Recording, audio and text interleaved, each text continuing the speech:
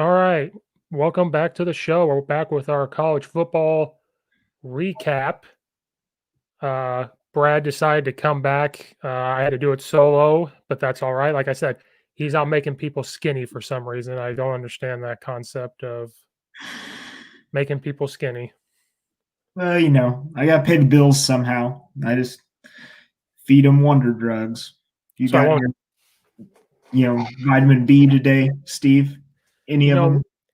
you know what? I forgot to tell you. I wasn't feeling right about a week or so ago. So I freaked out and I went and bought vitamin C, vitamin D, multivitamins. So now I have all that in the morning. I am Joe Rogan now. You talk about his vitamins. That's what I take, Yeah, and I feel better. It really does. Because when they talk about COVID, it's vitamin D. It's big time, and yeah. they said a lot of people are low in vitamin D. So I said, here's vitamin D gummies that I'm going to take every day. Well, the biggest thing, if you want to get into the actual what goes into it, it's your anti-inflammatories. So, like your vitamin D, your vitamin E, um, your green leafy vegetables. The best thing you can do for yourself right now is just try to get a vegetable in at every meal, because a lot of times when you get a vitamin, they're not as bioavailable. So you're taking the vitamin in, but you're not actually getting it what you're wanting. And that's the only thing I'm going to say. I'm done for the You rest. lost me at eat your vegetables. Okay, I'm sorry. Then go get the little kid gummies. That works just fine. Oh, those Flintstone gummies from 1996 are kicking in. We're good. Yeah, yeah. Um, the biggest thing is though, if you're going to take those vitamins, you want to like eat something with it. Oh yeah, no, I don't take it unless so like egg stuff. The eggs, I'll stop, take them, and so that way there's food. You take them, and there's more food on top of it. So I Yeah, look like an idiot. I look like an idiot, but I'm not that big of an idiot all the time. all the time. Yeah. So again, welcome back. What college football week 9? This one, I know when I did by myself, I said, "Oh, we're going to watch these games." Well, then this morning we said, "Let's throw that out the window, and we're just going to game." So this might be an hour and a half, or my 30 minutes. But before we, Austin West told me you were going to.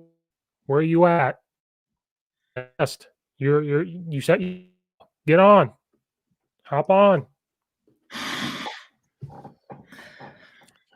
I was going to say some disparaging things about our good friend, Coach Nathan West, but I've been told I'm not allowed to say certain things.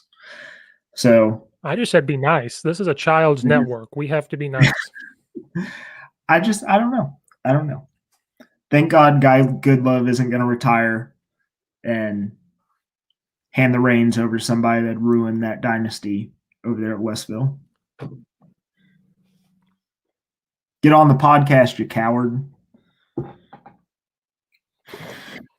Hey, me and him had a 3-hour-long podcast. That was just recording. I don't want to talk about how long. Haven't watched it yet, but I it's definitely on the list. I'm saving it for work. I've got a government job, so all I do is sit and watch podcasts all day.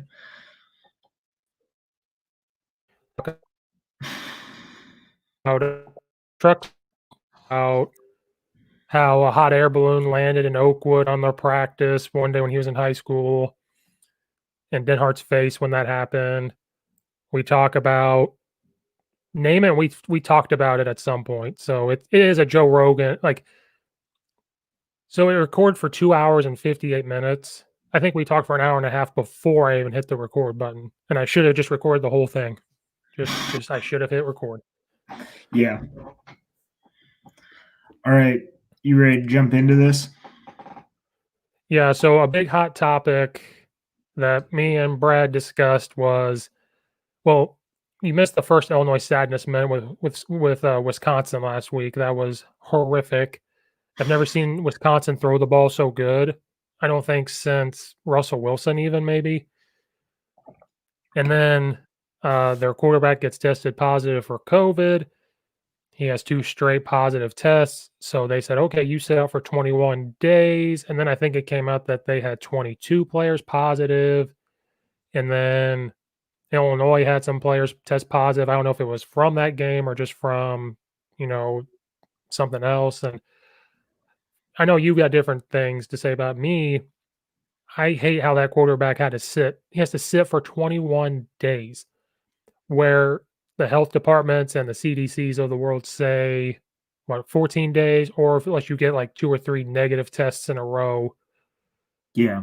So what I got mad about was I'm not the biggest fan of Wisconsin, but that kid looked really good against Illinois. Now I know it's Illinois. We made him look super, super good, but I find that unfair. The Big Ten basically said, "Oh, you guys want to play? Okay, we'll play. But if you get COVID, 21 days." Yeah, Like, your season's over. right, because the Big Ten has no wiggle room, 8 games or 8 weeks to maybe even think about the college football playoff. And now you're telling a kid, oh, yeah, you have to sit for 21 days. So let's say this week he tests negative. Oh, you still have to sit, though. Yeah. Well, I just think the whole system's a little stupid because you see other professional sports. I know there's a difference between professional and college, but the governing body comes in the sport and basically says, here are the rules. That way they're even across everybody. Now you have the Big Ten that's shooting themselves in the foot, and Ohio State looks really fucking good and could probably win the playoff. And God forbid if they have an outbreak and lose one of these games, like if Fields wasn't at that Penn State game, I'm pretty sure they still win it. But you can't tell me that's going to happen every game. No, Like, I'm sure we can bring up Ohio State because I didn't type that in, but we could talk about it. They looked really, really good against Nebraska. But I said against Nebraska that Justin Fields can't be running the football all the time. He took a lot of hits. He ran the ball 15 times. But like you said, they still could probably win, but they're not going to win the national championship without him. But Ohio State's going to sit there and go, we have no room. They're going to make the college football playoff. They're going to go undefeated if they're all healthy. But let's say Justin Fields gets COVID and he has to sit for 21 days. That goes down the tube a little bit. And then Ohio State's going to sit there and go, we told you we wanted to play from the get-go like the SEC, and we could have done it safely. And that's kind of like Illinois, not to get all political. Instead of Illinois and the governing body, well, the IHSA finally said, we're going to talk to other states and see how are they playing sports safely. And I think that's the right way to go about it. Like, how are you doing it? How can we implement what you're doing? But our governor and all that don't want to do that, which that's a whole other thing. But Ohio State try to say that from the get-go. Like, why not talk to the SEC and the ACC and say, okay, what are your doctors seeing? How are you going to go about it? How can we work together to make this safe? But now you're kind of screwing over Ohio States of the world, saying, okay, if you get COVID, I mean, Wisconsin looked really good. Let's say Wisconsin upsets Ohio State if they were going, and then they're going to go to the college football playoff, and then all of a sudden they got to sit for 21 days. okay, my question is what happens if, say, Justin Fields gets COVID on the last week of the Big Ten season? Then he has to sit for 21 days. Yeah, he has to sit for 21 days. What happens if something happens and he has to miss the first game of the playoff? Are they following the Big Ten rules, or are they following the NCAA's rules, which they don't really have?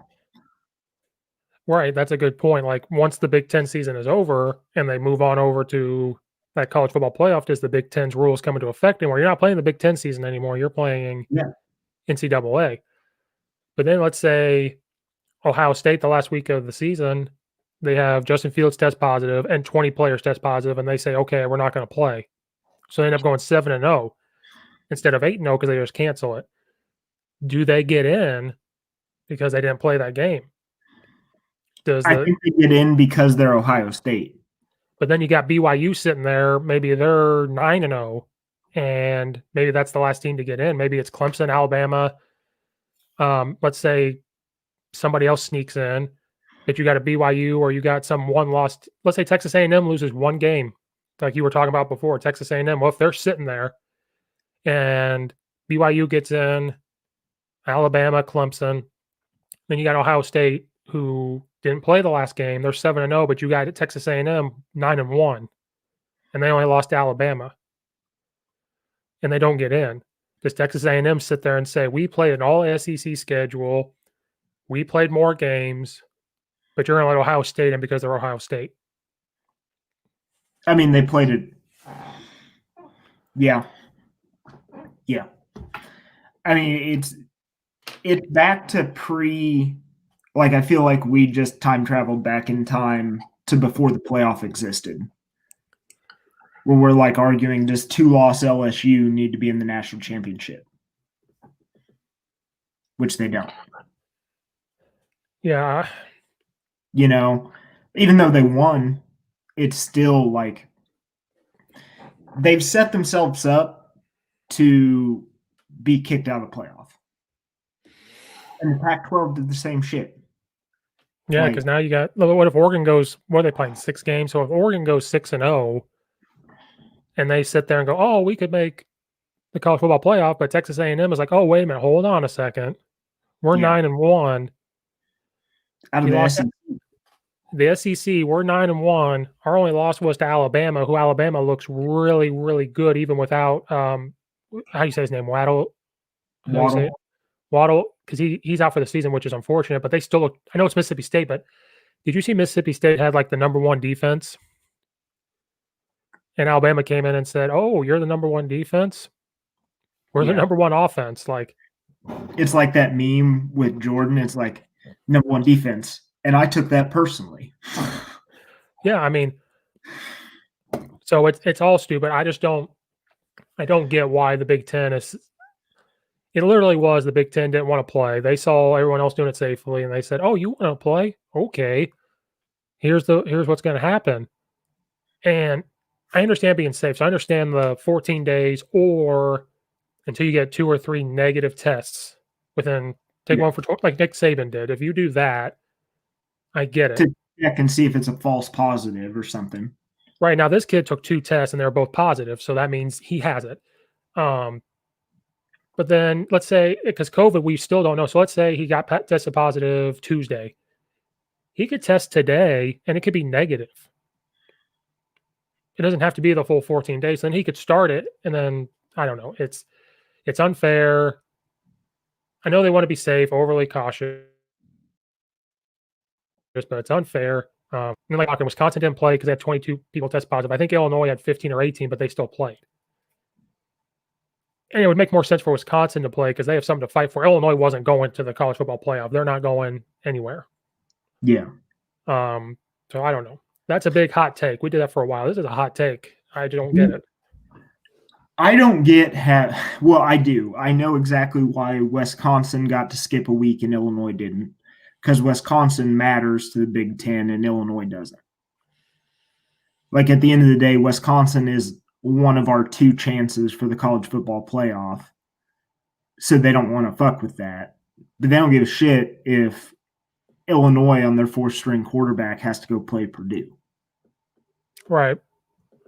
So Illinois had to gut out a loss, which could have been a win, I think, if they were at full strength. But, I guess that's the way it goes when you're not one of the premier programs in the Big Ten.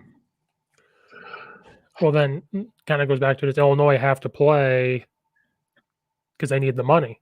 They need that money to upgrade all those facilities. Like Wisconsin said, does Illinois need to continue to play because of recruiting? Like, oh, we're still on TV. We're, Lovie Smith, is he fighting for his job all of a sudden? Like, do they have to play for him to fight for that at the same time? And you and I texted about this during the game. Like, is this Lovie Smith's last year? We're officially in sadness mode at this point. Yeah, we're in sadness. I didn't know if Illinois was going to beat Wisconsin. That was not a thing. But like Purdue, even though Purdue has improved, if Illinois was at full strength, maybe we would have won that game. I think. I don't know if this is Lovie Smith's last year. I was thinking about it this morning.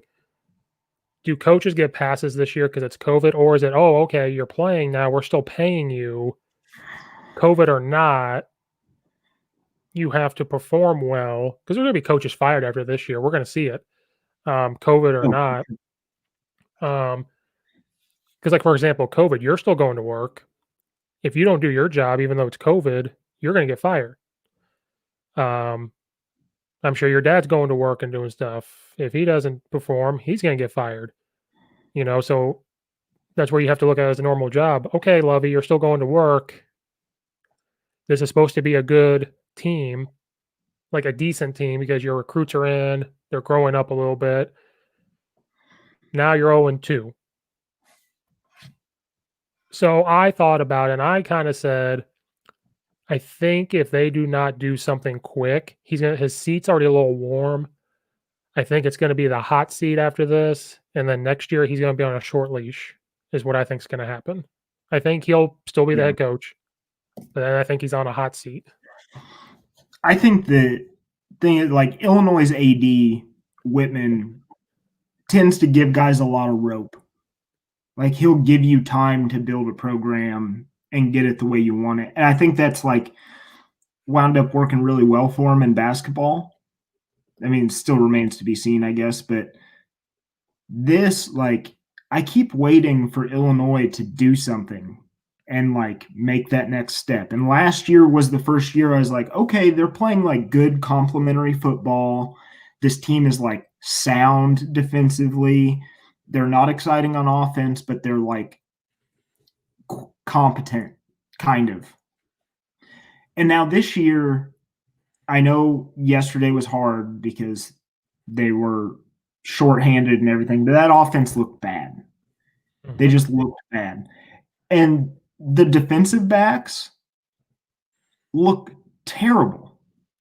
Like, our defensive backfield is the worst I've ever seen, I think, in Illinois defense play, which again sucks because their front seven is legitimate.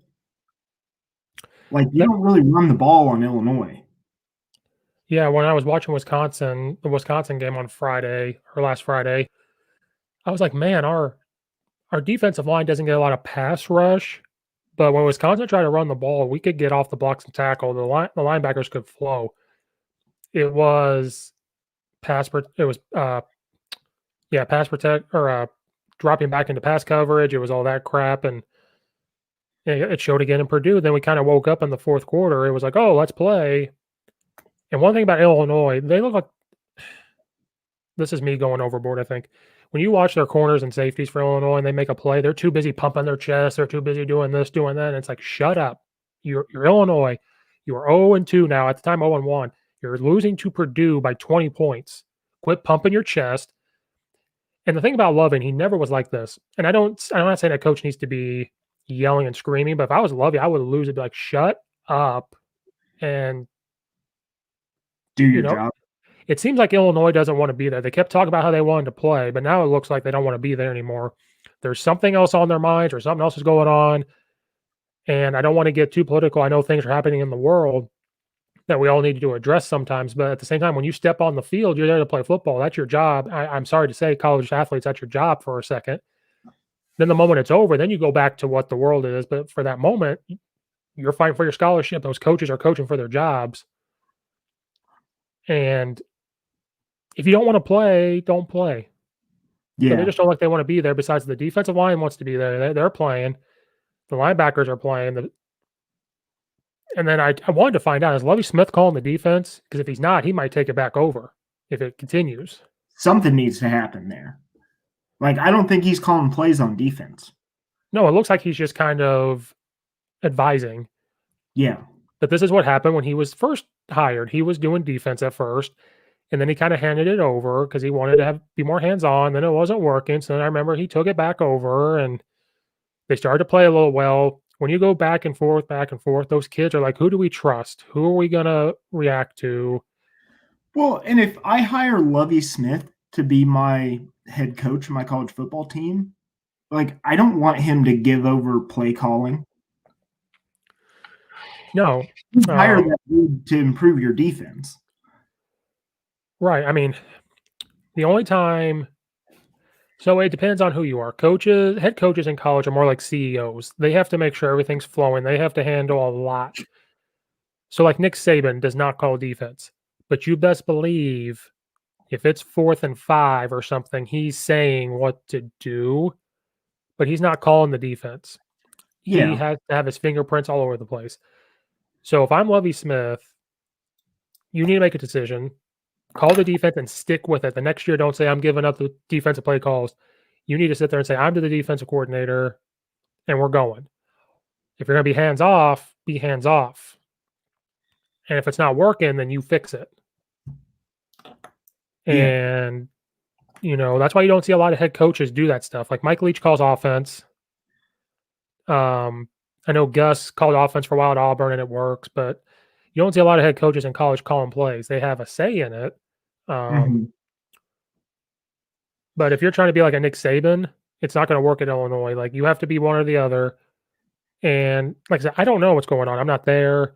But like you said, if you're Lovie Smith, if you hire Lovie Smith, you expect to have a good defense, whether you're calling it or not. That's what you're known for is defense. Your freaking Tampa 2 defense. Hmm.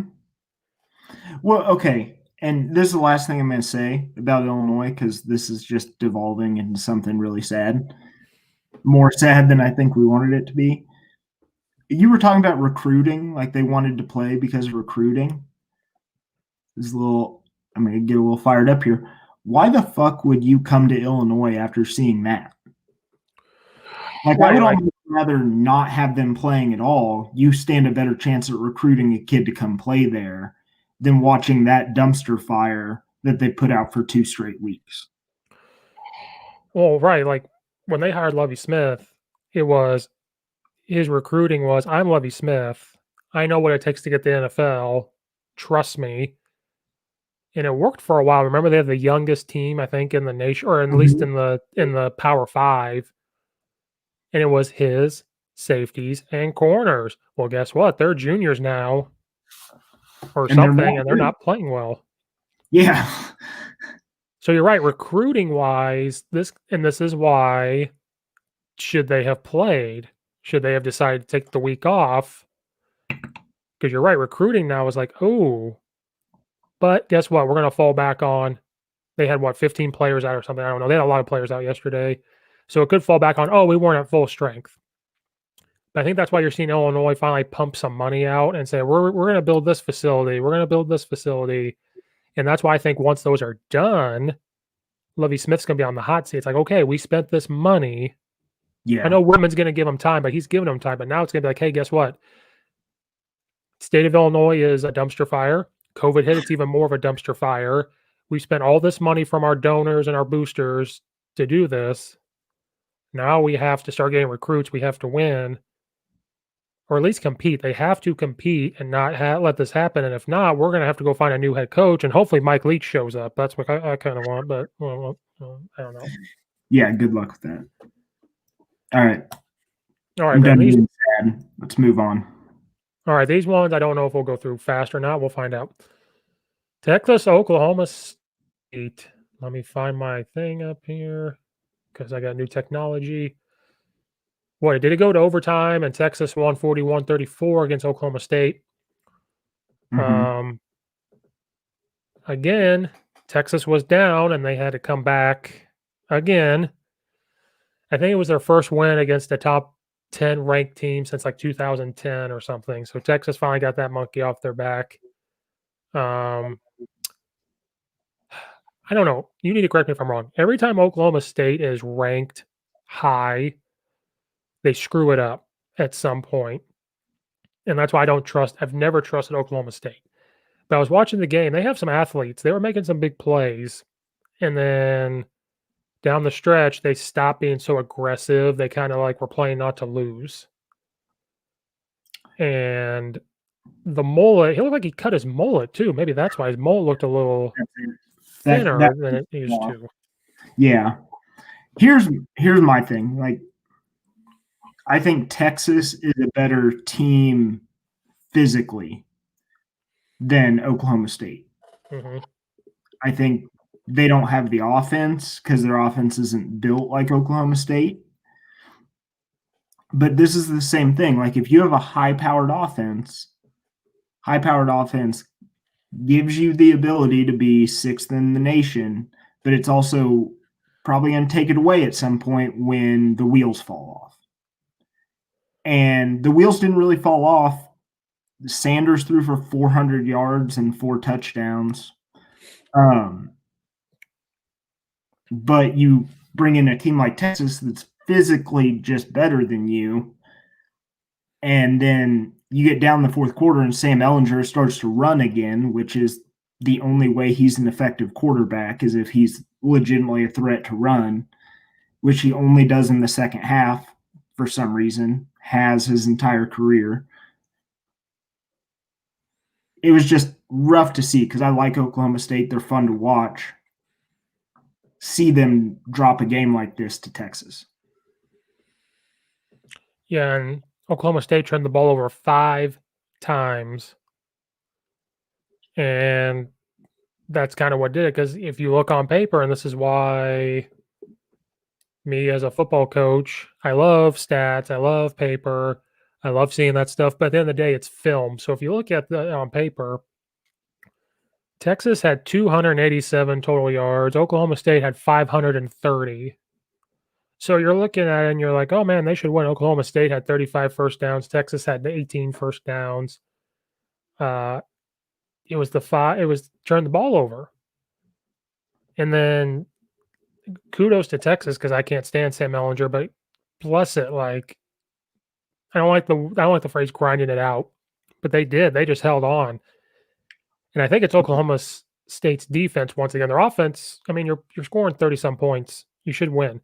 Their defense, no, it just did not match Texas and gave up some big plays. And Texas defense can be really, really good or really, really bad. Okay, I have something here. Texas, I think, came in with a game plan that's like, we can't match up with this Wallace kid, Oklahoma State's best receiver. And they just held him. They like ate the PI calls all afternoon. Just like, yeah, whatever. I'm going to wrap you up. That is, I think, the problem with college is that pass interference isn't a spot foul. Because if pass interference is a spot foul, I think Oklahoma State wins that game. Yeah, maybe that'll change if you start seeing it because we don't see it a lot. You know, maybe you're going to start seeing it now. But think about it. Like, if your defensive backs physically can't match up with a guy, it's the same way in high school.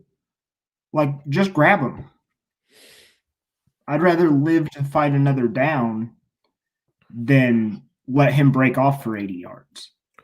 Well, then you hold them to get in. It's a mind game. You start holding them to where he can't get off his release. You get to where he's not catching the football. They're going to start imploding. So, I mean, it's not a bad strategy, but it's a dangerous one because what if your defensive guy all of a sudden is getting mad? Like, you're risking it. And well, think about, like, it reminds me of, not to go to the pros here, but do you remember early on with the Seahawks? They kind of had this, you're not going to call me for defensive holding every play, so I'm just going to do it. You know? right. And that you're right. I think that works. It gets you like frustrated that, you know, I'm physically dominating you, but you're still winning this matchup because it's only a 15-yard call for holding. Right. You know, I just think that college needs to clean that up. And maybe they will. Maybe they will. Who knows? I don't know. Again, I think growing up, you and I remember Oklahoma State being good at times, and then they screw it up. It was when Baker Mayfield was there, Oklahoma State was ranked pretty high, and it was that big showdown. Like, oh, it's Oklahoma State and Oklahoma showed up and flexed and said, "Remember who we are? We run the state for football." And so that's the next question: is how long does Mike Gundy stay? And that was a question in the offseason when all that crap happened. If they get rid of him, though, they owe him a lot of money. So they Um, talked about that. Like, that's why he's still there. Now, here in a couple years, I think he's gone if he doesn't do something. Not saying he's a terrible coach, but man, if you're this offensive guru, this shouldn't happen. I mean, you are scoring the points, but you have to have a defense. And so there has to be something. I don't know. Like I said, yeah. we're going to go through these pretty fast, guys. Like, whoever, I mean, I don't know, nobody's watching, but people listen on later on. Yeah, where's Nathan? Where's he? Jeez. I forgot to tell you. Someone commented at 10:49 says Nathan Hopkins. So if that's Nathan West incognito, we're gonna have a problem. And they asked a question. They said, "Is Clemson really good without Trevor Lawrence?" And I replied saying, "I think they're still good because they have a good system, a culture, and they have a good coaching staff." So Nathan Hopkins, if that's Nathan West, you ain't fooling me. We're on to you. All right, so I don't know. Oklahoma State's got to fix it. That might be the only game they lose, though.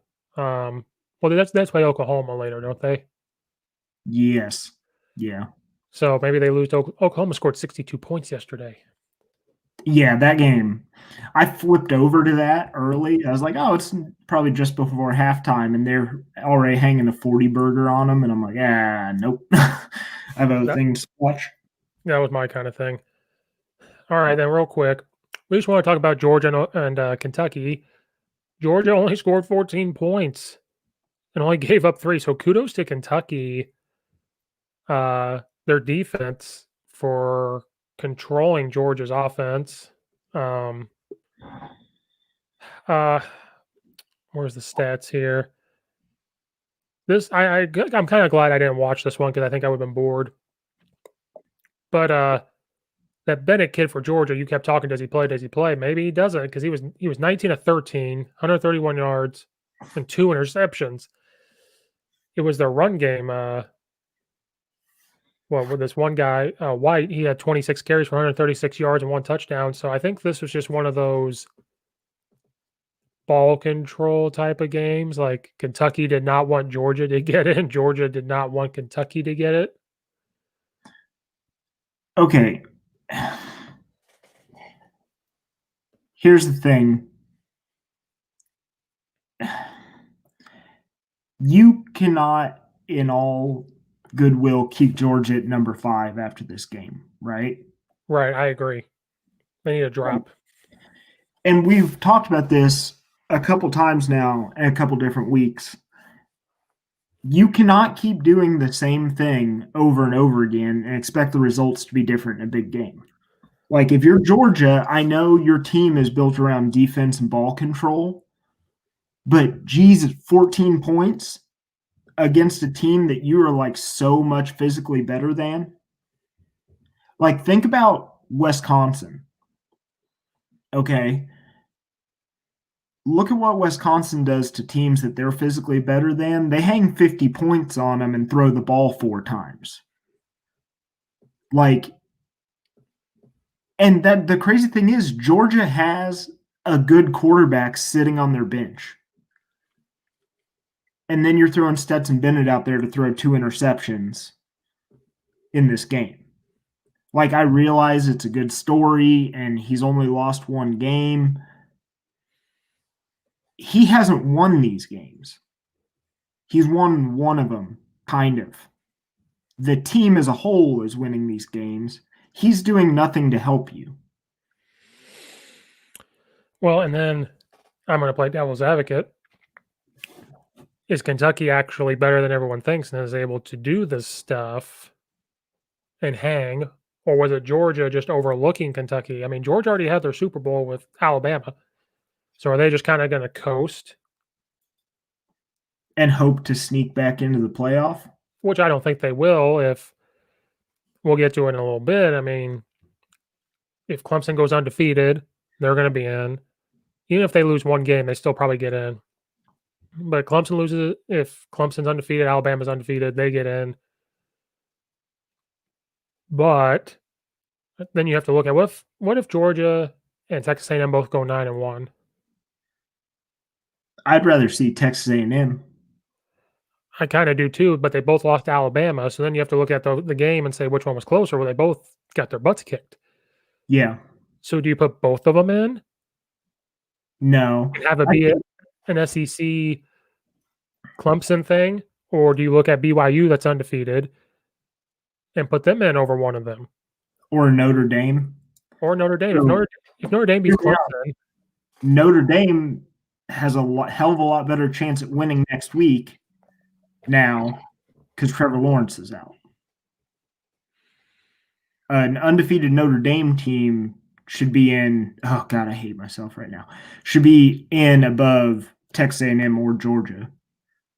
And I went on that big long rant 2 weeks ago about how shitty it was for Notre Dame to like not open up their full playbook.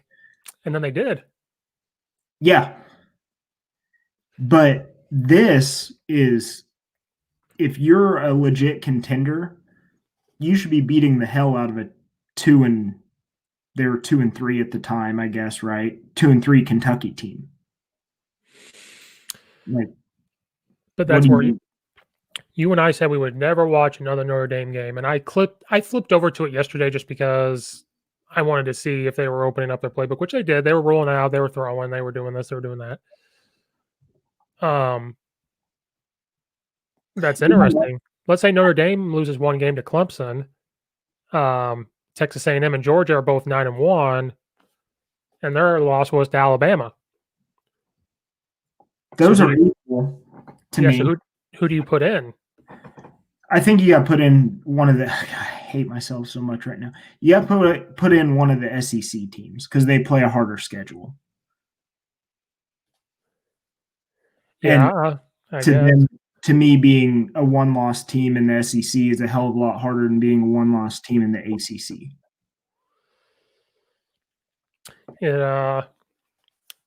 It's going back to what it was before.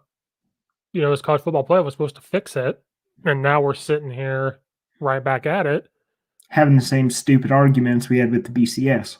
Right, and so I know they're all probably sitting out there going, "Man, I hope Texas A&M loses again, or I hope Georgia loses again." I know that's what everybody's thinking. Because if I'm BYU, who looks good, I'm not saying they're going to beat Alabama, but I think they have some big boys. They have a Heisman quarterback.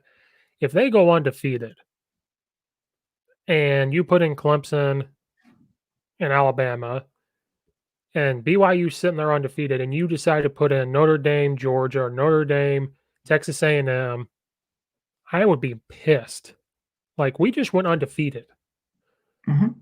And I think only one game have they not like just destroyed people. Besides that, they're winning by 20 to 30 points.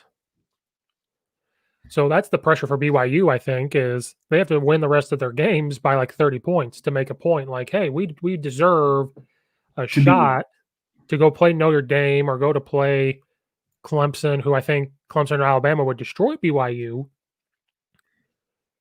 But I don't know. But yeah, I think Georgia, and we said this before, Georgia needs to change up their offense. I think this pro style stuff, it can work a little bit, but if Kentucky comes out and plays tough, and you can't distribute the ball around and relying on this kid who played okay up until Alabama,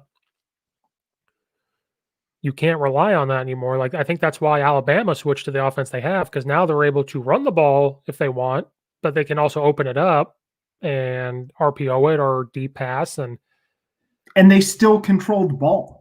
Like, that's the thing. If you want to be a ball control like team and play good defense, at a certain point you have to look at your offense and be like, yeah, it's pro style, this should work, but it's not. We're just not possessing the ball enough to make this style of play work. And like, in all honesty, this Georgia team, I love their defense. I worry about them. Next week they play Florida. Yeah, and Florida, if they don't, and Florida has a really, really good, and that's the thing. So Dan Mullen runs wants to run an Ohio State type offense because he was the offense coordinator for Urban Meyer before. And he ran that type of offense at Mississippi State when he had Dak Prescott, and it worked. I think they won 10 games when they had Dak Prescott at Mississippi State.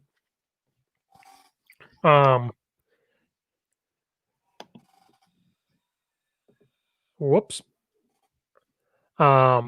And he adapted now at Florida to say, I don't have a running quarterback. We're going to pass it. And guess what? They can pass it and they can run. So if I'm Georgia, and that's the thing. I've said this before and we can wrap it up after this. Clemson said, we can't recruit and play to win just the ACC. We have to recruit and play to beat Alabama. That's what they're doing. If you're Georgia, I know you could have beat them in a national championship game a few years ago.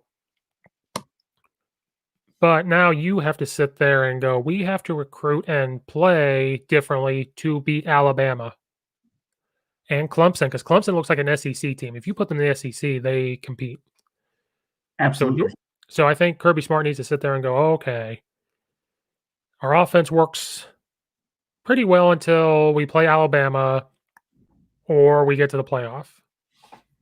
And so now we need to make the decision of, do we recruit?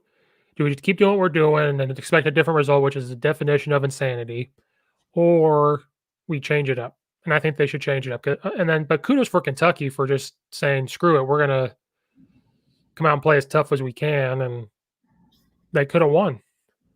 That's what I said a while back. Like, Kentucky is aggressively competent. They're a competent football team.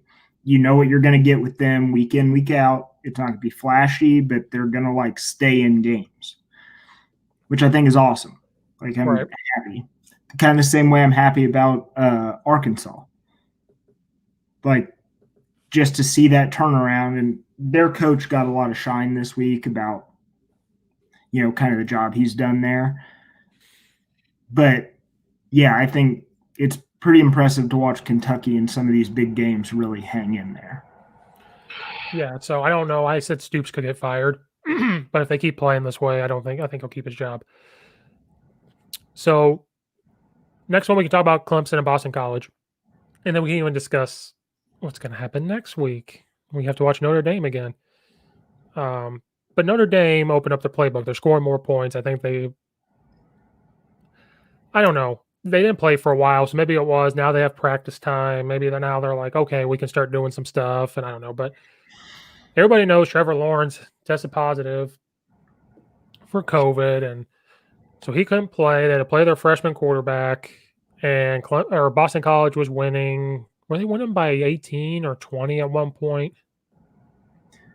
Yeah, it was 28-13. Yeah, so then I can't even pronounce the Clemson quarterback's last name. I'm just going to say DJ. He was 30 of 41 for 342 yards, 2 touchdowns. He averaged 8.3 yards at completion. And then that's incredible that you have a quarterback that's a freshman or whatever come in off the bench and say, oh, we can play. And like I told you before we went live and recorded was Boston College was able to do that stuff, I think, because it's a freshman. Boston College just has nothing to lose. Let's go out and play. Clemson had to figure it out. They didn't have their leader because Trevor Lawrence is a leader. And then Clemson adjusted well. That was the thing. And I said that Nathan Hopkins guy said, that's why I said it. When you have a culture and you have a consistent coaching staff, because Dabo's when he keeps his coaches, they were able to adjust at halftime and come out and score 18 straight points. And then Clemson has a good defense and Clemson has a good run game. So I think that took some pressure off of this kid to throw the ball. Yeah. I mean, it comes down to Clemson's just physically better than Boston College. Mm-hmm. So for them to lose that game, that quarterback basically had to implode. And I think kudos to Boston College for going and shooting your shot against them. It worked for a half. That's great. I think next week against Notre Dame, we will see a different Clemson team having had an extra week of practice, giving this quarterback an extra, week of practice with all the number ones on the roster. I'm not too worried about him. I do think that Clemson's defense needs to be better. Well, and then I was looking up. I didn't really watch this whole game. during the game, Illinois was on. Then I switched it, and then Illinois was coming back. But if you look at the rushing, the Travis kid, receiving, excuse me. No, rushing. Sorry, Travis. He had Steve. You're losing your mind. Anyway, Are you talking about Clemson's running back, ETN? yeah. So they had a good run game, but then if you look at where the receivers made big time plays. So I think this was the opportunity for the receivers without Trevor Lawrence to say, let's just show our talent. Let's just show what we can do. And like you said, I did a podcast episode about not my own, and it was Jimmy's and Joe's and X's and O's. I say it's both, but I also said that I'm not naive to the fact that sometimes you could have the Jimmy's and Joe's and X's and O's, but the other team has the Jimmy's and Joe's. It just takes over.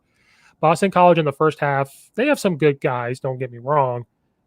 They had the X's and O's thing down the first half, and then the second half, Jimmy's and Joe's took over for Clemson.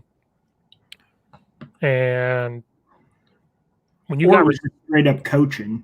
And then straight up coaching, it's straight up, again, that's why I love the spread offensive stuff, because Clemson's in a spread power run, and they go by what's working. So if the run game isn't exactly working, they have to go and put that kid in a good situation. So they were doing play actions, they were doing short passes, and those receivers are very big and very talented to break away and make these big plays. So kudos to Boston College. I didn't think it was going to – when I heard Trevor Lawrence wasn't going to play, I still sat there and said Clemson's going to blow them out. But Boston College said, nope, we're going to do what we do. And then we can even talk about next week. We have to watch Notre Dame again. But here's the thing. It's going to be interesting. Like you just said, you brought this up. Clemson's going to be different next week. They're going to practice because that's the other thing. Trevor Lawrence can't play next week because of this COVID test with the ACC and their guidelines of what that needs to happen. I kind of hope this is a ploy and Trevor Lawrence just comes walking onto the field. Give him the old oop-de-oop. The old oop-de-oop. I think Dabo's just like, I'm going to screw with Kelly over at Notre Dame. I see a different team in Clemson. One or two things are going to happen. You've seen this and I've seen this. A kid comes in and does really well, and then when he actually has a full week of practice, like Michigan, for freaking example, that kid comes in, does really well against Minnesota. He has even more time to practice, and then he takes a crap in the bed against Michigan State. So we're going to see one or two things. He's going to come in and just blow everybody out of the water because he has a full week of 2 more weeks of practice under his belt now, or is he going to come in and implode? And then on the flip side, Notre Dame has a big physical defense. You're going to give them film on this kid now and say, okay, what's his strength? And that's what they're going to do. Are they going to focus on what he's good at and take it away? Or are they going to say, oh, this could be his weakness. Let's try to make sure that we exploit his weaknesses. So Notre Dame's going to come in with a game plan to say, this is what they do. We have film on this quarterback now. We have film on what happened. We can really go about it. And Notre Dame has a big physical defense. And Notre Dame, I was watching the clips I watched them with Georgia Tech. Notre Dame's going to come in and say, we have to keep the ball away from Clemson. Notre Dame has some huge offensive linemen, and they have some huge tight ends. They got to the 10-yard line, and they brought in 3 tight ends and ran the ball. And that inside zone, I've never seen a wall so good with inside zone. Mm-hmm. And it was all linemen and tight ends. Well, I know, like you and I, before we started, we're talking about strength and conditioning programs. Notre Dame puts out some linemen. Mm-hmm. And like they're huge, they're effective, they're excellent run blockers. They're like nasty at the point of attack.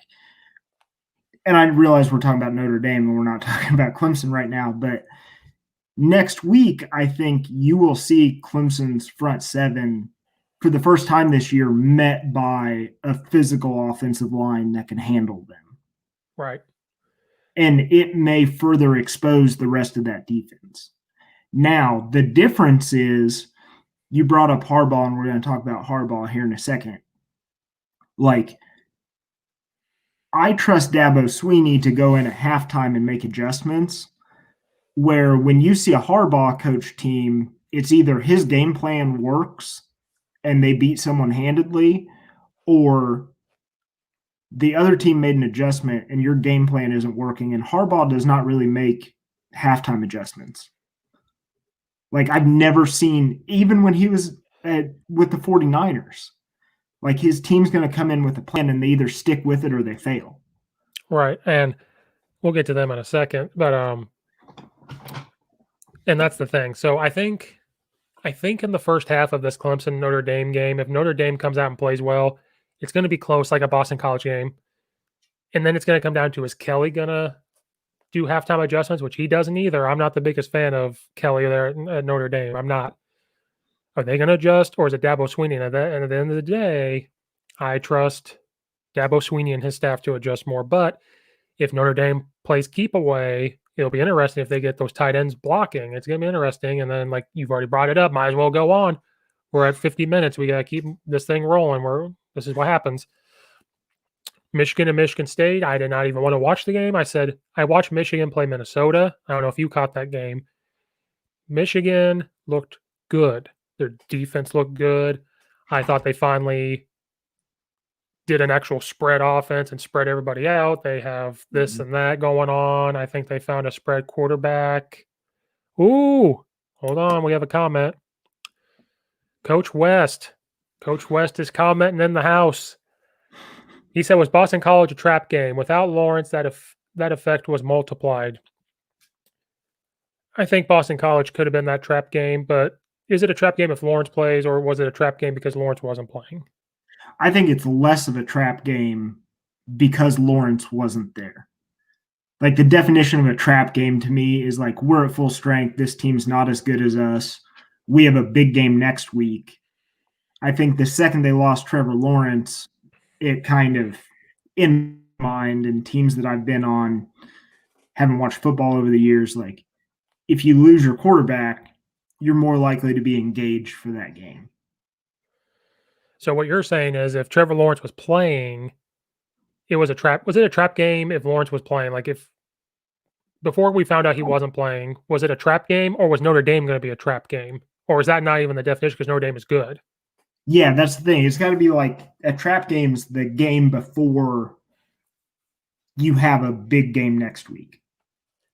And it's got to be against like a semi-competent team like Boston College, and then they come in and like play their best football and beat you. A team that shouldn't, but can if you're not paying attention.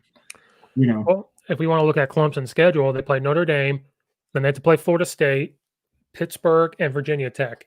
So is Pittsburgh a trap game, or is Virginia Tech? Because Virginia Tech is usually a good football team.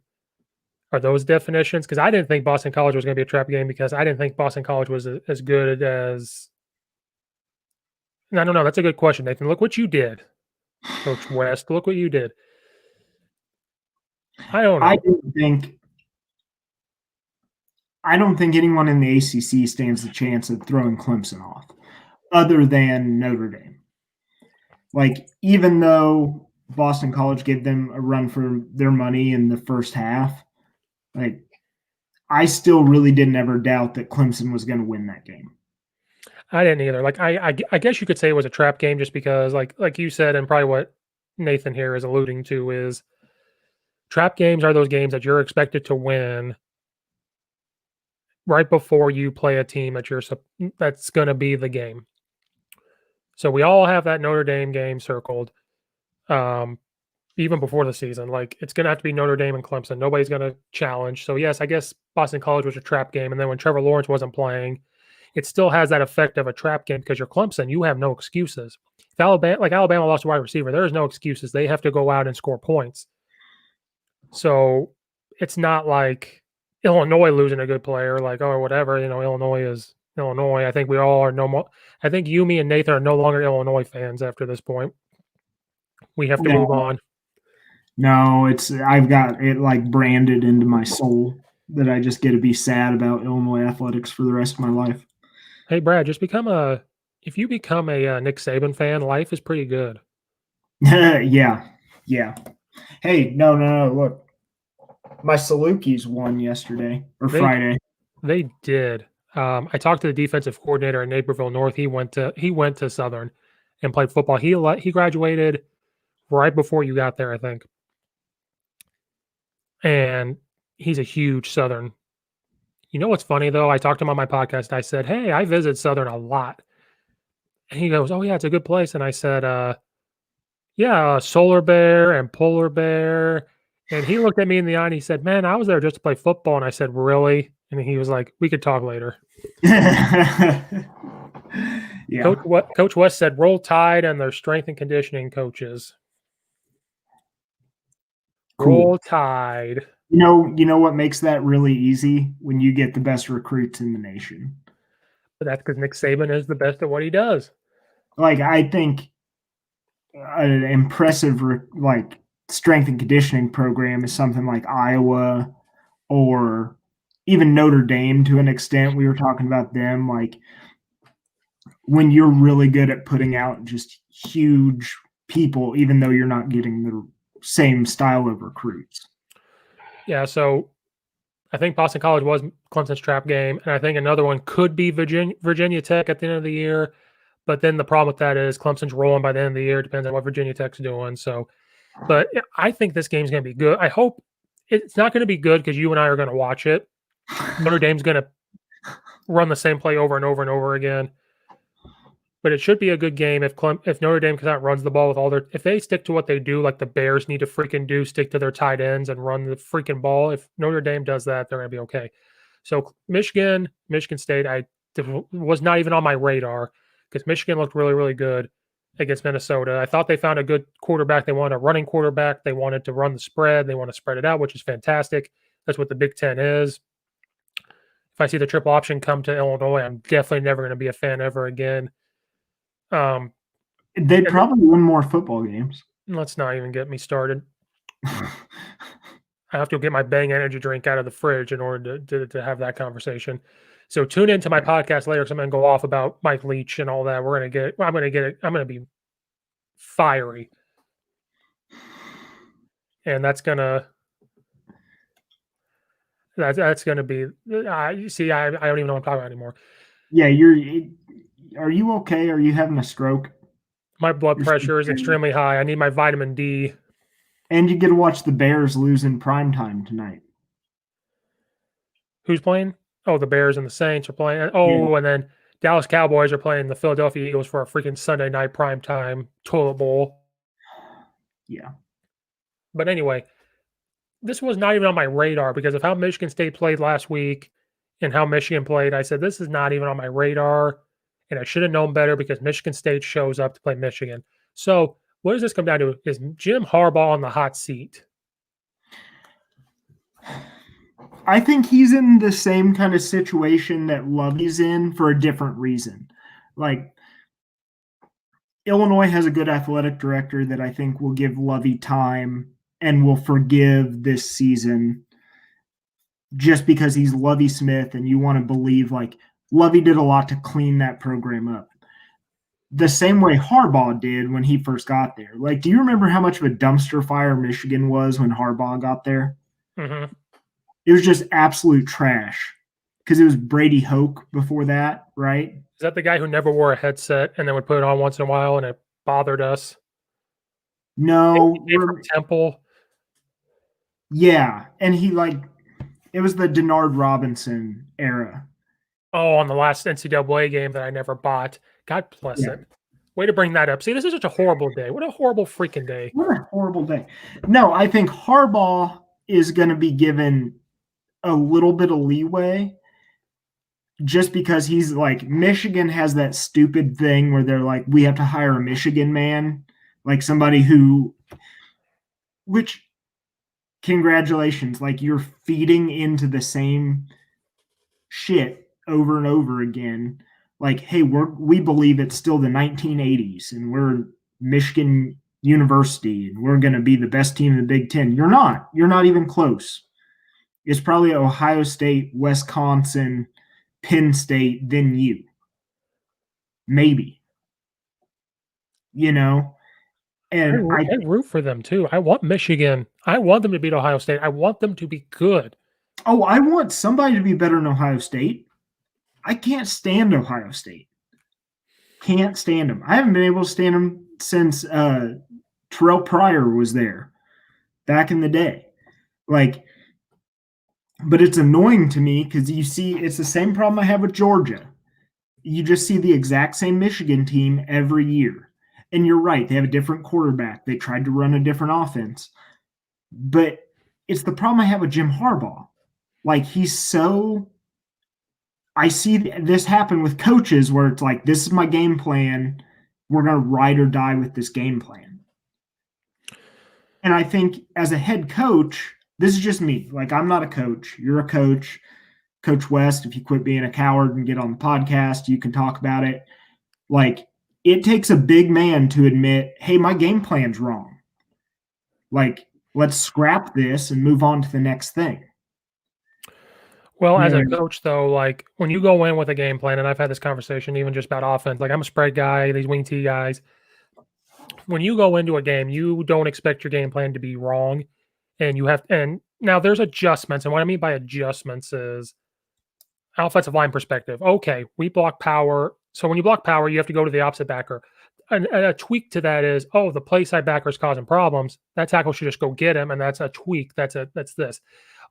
Instead of calling this play of tagging this, that's our adjustments offensively. Defensively is Coach West's thing. Like he's got I don't know, defensive adjustments, how you do that. So I guess you don't throw out your game plan and say this, right. You have to stick to what you practice that week, because if you start doing something else, you're kind of abandoning it. But I do think he doesn't adjust well. I think if Michigan's doing well in the first half, they're like, let's continue to do what we do and not be prepared. And the other team adjusts well and says, okay, we were running a lot of this coverage. Let's do this, or let's just line up this way, or let's line up this way. And I think in a way you're right. And in a way, I think Jim Harbaugh is just kind of like, this is what we do. I'm not adjusting. We got to stick to it. But then at the same time, you have to have a plan if this is going to happen. Uh-oh. Hey! Yeah. Look who grew some nuts. Yeah. Well, I figured I could sit on YouTube all day and just chat it up, or actually give you my opinion. Yeah, absolutely. Absolutely. Good. I don't have to type anymore. This multitasking technology shit is getting in the way.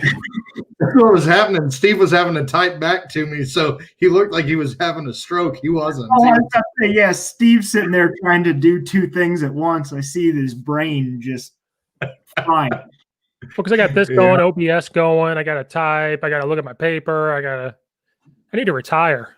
Thank you. You got to work the banners down below. The banners got to work. This banner right here.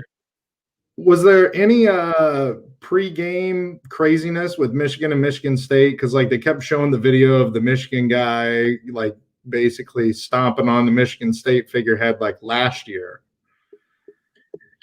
I didn't see anything. Okay, they just kept one of their players tweeted out he was standing on the M, and Michigan State we're coming out locked in arms and stuff. So I didn't know if there was anything with that or not. I don't know. I think they just did the stare down. I'm going to stare you down and this and that. It wasn't like Missouri and Florida. Let's have a brawl and throw punches. Which, by the way, how did only 3 people get suspended for that? Yeah, good old country internet here. Yeah, that was an ECW match is what that was. Yeah, 100%. And I feel bad. Can you imagine being the ref in that? What do you even do? Yeah, you had 15 Florida dudes throwing over-the-top haymakers. Yeah, and you have whatever, I'm out. Nathan, I don't know if you saw at the beginning. I was freaking out. I was like, why are you throwing punches, you stupid idiot? They have helmets on. Why are you doing this? And did you see those coaches in the middle of them? They're going to get their ass kicked. Something's going to happen. Yeah. Those are some grown-ass men, unless you invite the Undertaker to help you, you're in trouble. Yeah. So now we got 2 coaches on here. What did you think of Dan Mullen getting kicked out of the game and then walking down the tunnel, and then Undertaker music comes back out to go pump the crowd? I loved that. I would have done that. I would have thrown my arms up. And I don't know if you guys hit on this, but did you find it funny that he wanted a full stadium to play LSU, and then all of a sudden he tested positive for COVID when they said he couldn't have a full stadium? Who would have thought? Is anybody else not talking about that? Or? Conspiracy theories. Well, no, I'm just saying. if you listened a couple weeks ago, I have a theory that like all these SEC schools, they like have their upper limit, but any big games, the stadium's always way more full. Mhm. Than That A&M game is insane. Yeah, like I there's think they no have way. man. Yeah, I don't know. So what? I guess I have to tweet this out. I have to advertise and market for free. And okay. So Nathan, what are your thoughts about Jim Harbaugh? I think if he doesn't have a good showing against Ohio State, if you can't beat one rival and destroyed by an, which to be honest with you, I think Ohio State's going to have to make a statement against Michigan.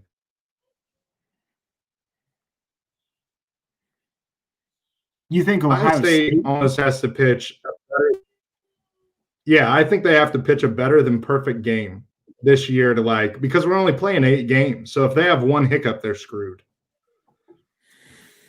Now, see, So that's like how I think that's how I feel about Wisconsin. Like Wisconsin has to come back from this like time off and just put 50 burgers on people for them to make the play. I think Ohio State could kind of skate there on name. Yeah, I mean it's more marketable to have Ohio State in there, but I think I don't know. It'll be really interesting to see how it all plays out. I just have a hard time like saying like, oh, you played 8 games and like, what is their schedule like? Does anybody know? Do they have a decent Big Ten schedule? Well, I think their big game other than Michigan was supposed to be Penn State. And I think we all know that Penn State's trash. Yeah, Ohio State plays Rutgers, Maryland, Indiana, Illinois, Michigan State, and then Michigan. Yeah, like that's as far as Big Ten schedules, because I mean they are. I guess I didn't watch the game last night either, but I don't know. 13 against Ohio. Was that at Penn State? Yeah. So it's not a bad win at Penn State. But with no crowds too, like there's no factor. Penn State with no fans is an entirely different thing. Exactly. They would have whited out that game. That game would have been insane. Yeah. Which they even said that during the game. They were like, Ohio State was down on the goal line by next to where the student section is, and it's like crickets quiet, and they're making protection changes. Yeah. Like you can't do that in Happy Valley normally, No. So I think that that's another interesting thing. Like, I don't know. And then about the whole trap game thing, I mean, it was just, I think without Lawrence, I think, dude, that quarterback that Clemson had to put in there was better than most ACC quarterbacks as a freshman. Well, yeah, he's like 6'5", 240 as a true freshman. Just a man. He has a goatee at 18 years old. Not just that, they lost that defensive end on that targeting call, and then they bring in the overall number 1 recruit in the country last year at defensive end. Woo! Yeah. And then the kid gets a freaking gets that safety. Like, oh, okay, That, and then it's frustrating because you see like Clemson be able to do that, and then I've got to watch Illinois every week with like our 4th string quarterback that I think is technically a receiver. Hey, remember when we had Eddie McGee? Remember Eddie McGee? What is the most embarrassing Illinois game you've ever seen? Oh, gosh. Dude, there was some bad ones back in the – you guys probably weren't even born, but, like, there was some where, like – when Ohio State had like LeVar Arrington and stuff, those games were pretty ugly. When Ohio State had Andy Katzenmoyer, like I can't even remember who was on those teams for Ohio State, but it was 55-0 at the half. Like it was pathetic. I remember when we were playing Rutgers and they were up like 28 to like nothing, and then we came back and won in the last few seconds, and like it was like Ron Zook's here, and then we won like one more game the rest of the year. That Illinois State game. Do you remember that? Like where Yeah. Illinois State gave us all that we wanted with John Butcher at quarterback. Yeah. Like we didn't lose that, but that was kind of like, oh God. Oh, I remember when I was cheering at SIU, we went and played Illinois and gave Illinois every bit of that game. Yeah. And I just remember sitting there like I was excited, but then in like my heart of hearts being like, this is really pathetic. Yeah. Well, and Like I think that 1AA stuff, man, if a 1AA school gives you a run for your money or almost beats you as a Big Ten, like a team that poses as like they want to be a Big Ten power, that's probably more. Yeah. Bob Spoot at EIU, they played Illinois and gave them a run. It was like back-to-back years. Like EIU did it in like 2009 or 10. And Illinois State shows up, and then SIU shows up, and Illinois, and then like remember Kent State years ago. Kent State's a Division I, but they came in a couple years ago, and Illinois was up by like 18 or 20, and then they started to come back. And so I've given up on any bit of happiness coming from anything orange and blue in my life. We look fancy though. We got some fancy stuff, but we cannot. We also lost Coach West. We have the shittiest uniforms I've ever seen. We did. We lost him. He just texted me saying internet's sucking, so we'll see if he hops back on. Maybe I have to email it again. Yeah. But yeah, then you got Michigan State. We're just gonna move on. Okay. Yeah. I think Coach West is right. He needs another signature win. He started off his year with a really good win. And then I think he's got to figure out a way to win another big time football game. We're talking about Jim Harbaugh, right? Yeah. So they play Indiana next, which he was messaging on the thing, and we've talked before. Indiana is very much improved, so that could be a little. I think Michigan State was not a trap game. Indiana could have been a trap game. And he's back. So we start moving on to Michigan. And I'm looking at their schedule. We're looking at their schedule. They play Indiana, and like Indiana's much improved. They have the strength and conditioning coach. That could be a quote unquote trap game. Like if they're not careful, Indiana's going to walk in there and it's at Indiana. Yeah. Then they play Wisconsin, then Rutgers, Penn State, Maryland, Ohio State. That Wisconsin game will be good. So with Indiana, what is the difference? Like I've been around college football athletics. I've seen like we used to work out at the same time as our football team at SIU. Like I get how a good strength and conditioning program can improve a school. Yeah. But I don't expect it to happen that fast because Indiana's no. So the guys who are at Alabama now, Dave Ballou and Matt Ray, they were at Indiana like 3 years ago. Okay. And so Dave Ballou's from IMG Academy. Like he was at IMG Academy. He was at Avon High School in Indiana, then went to IMG and then went to Indiana. And theirs is more about power generation than it is absolute like strength. So like they move weights really fast. They don't like try and squat 800-900 pounds. To them, that isn't important. It's more about how much power you can generate. So Indiana will still have probably 2 or 3 more years of those guys that were under those strength and conditioning guys, because those guys are at Bama now.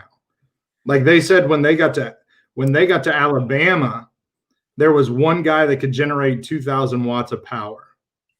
And then so they got there in like April. In July, they had 19.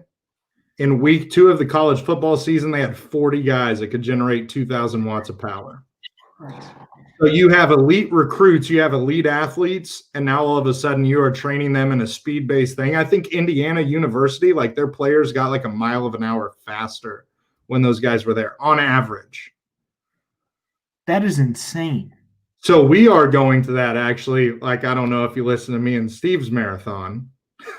That was dude. So supposedly my kids are telling me they're listening, but we'll see. But Oh, I can so look and see how many listens.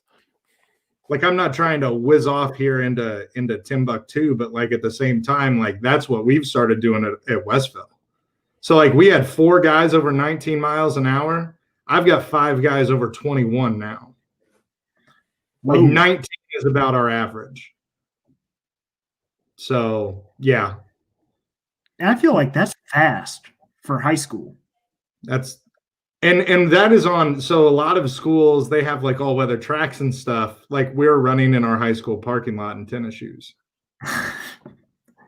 with a fully automatic timing system. Like I ended up investing in that myself. So I really like human performance now. So that's like my thing. Like we probably have 7 or 8 girls over 18 miles an hour, 1 girl over 19.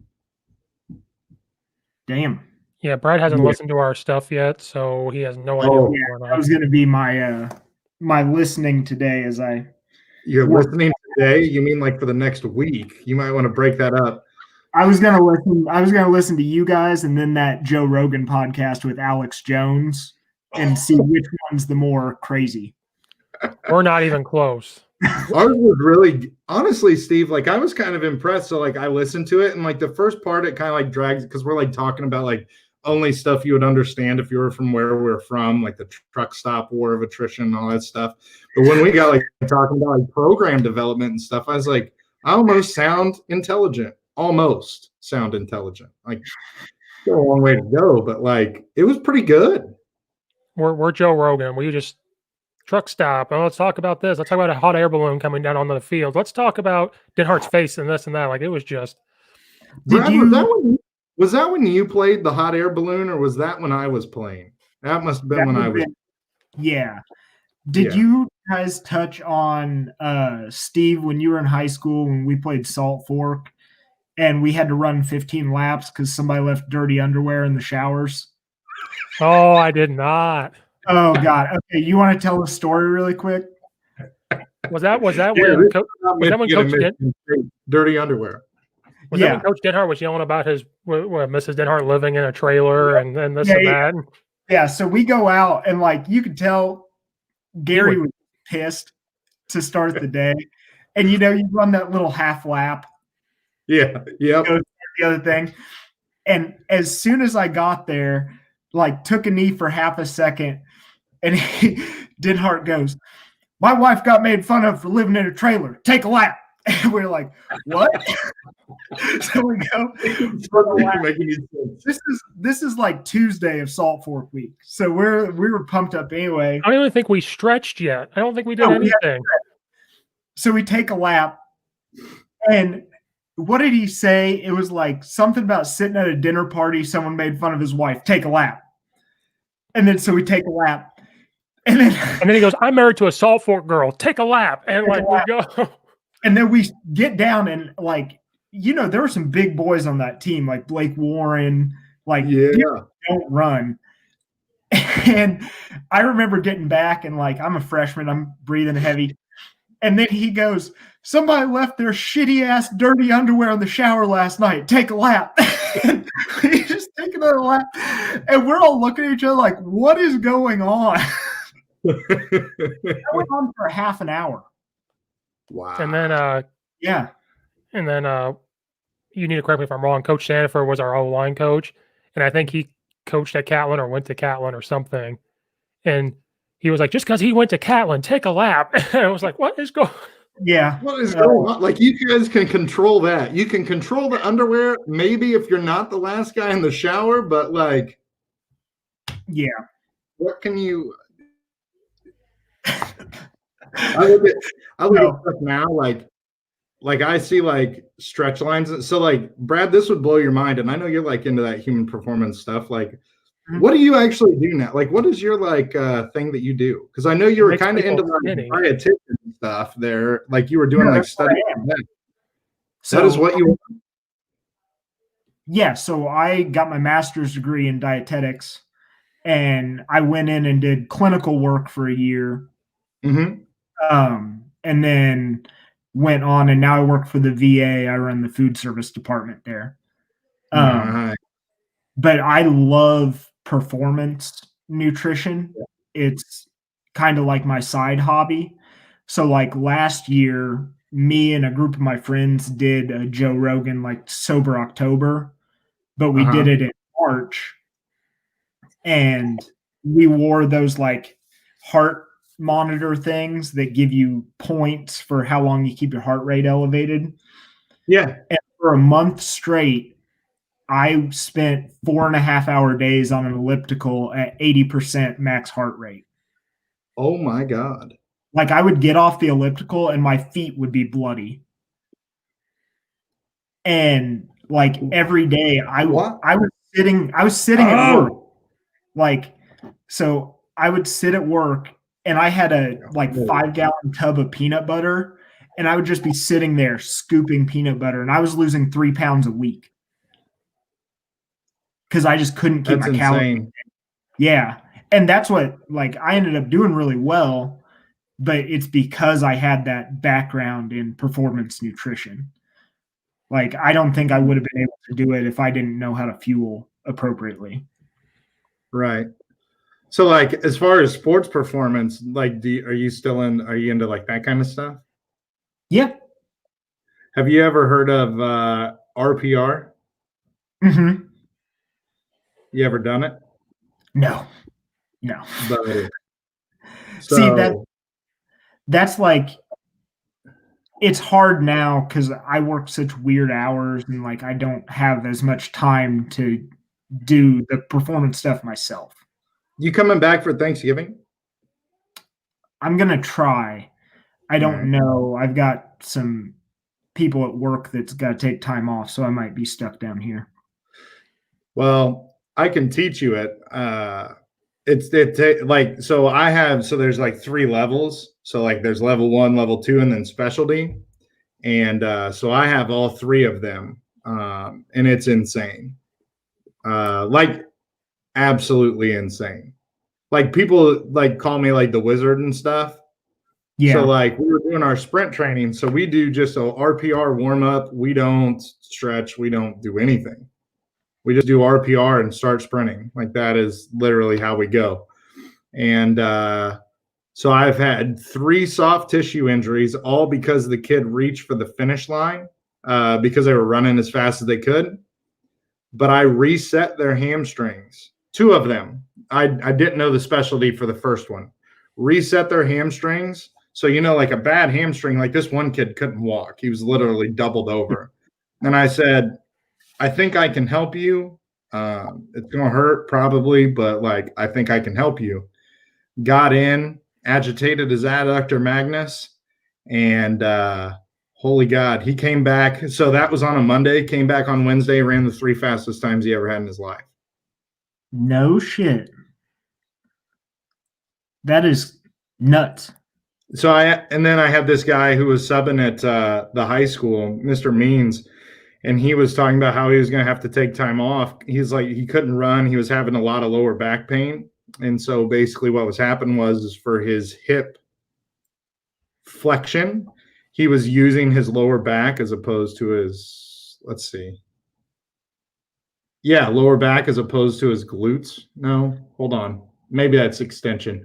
I'm getting them screwed up right now. I know what to do if you get on a training table, but so he was having lower back pain to the point if he was going to go to the doctor, take painkillers and muscle relaxers to try and get this to go away. And I fixed him. He had no pain within probably about an hour. Yeah. Now, see, that's these bad boys. That's the kind of thing, like, we're getting way off subject for college football, but it's okay.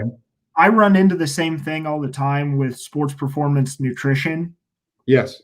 Like, people come to me and they get frustrated because I don't give them the bullshit. Like, right. In reality, if you're an average athlete, like your average high school player, if you're taking high strength supplements or basically any supplement at all, you're kind of doing yourself a disservice. Like, you're wasting your money. Now, don't get me wrong, there's a time and place to take a supplement, especially for someone who might not have access to certain foods.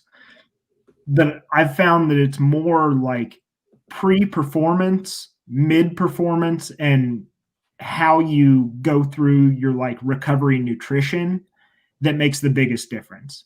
So Gotcha. like I know a lot of guys that they're like pre-game fuel up, they do totally incorrectly, and then they go into the game like groggy. Feeling like trash. Yeah, absolutely. And that is like the biggest thing is you see people eat shit that's like high fiber pre-workout, and it drives me nuts. Like the amount of I'll go to a gym when gyms were still a thing, and Yeah. I see people eating granola bars and I want to go like smack it out of their hand.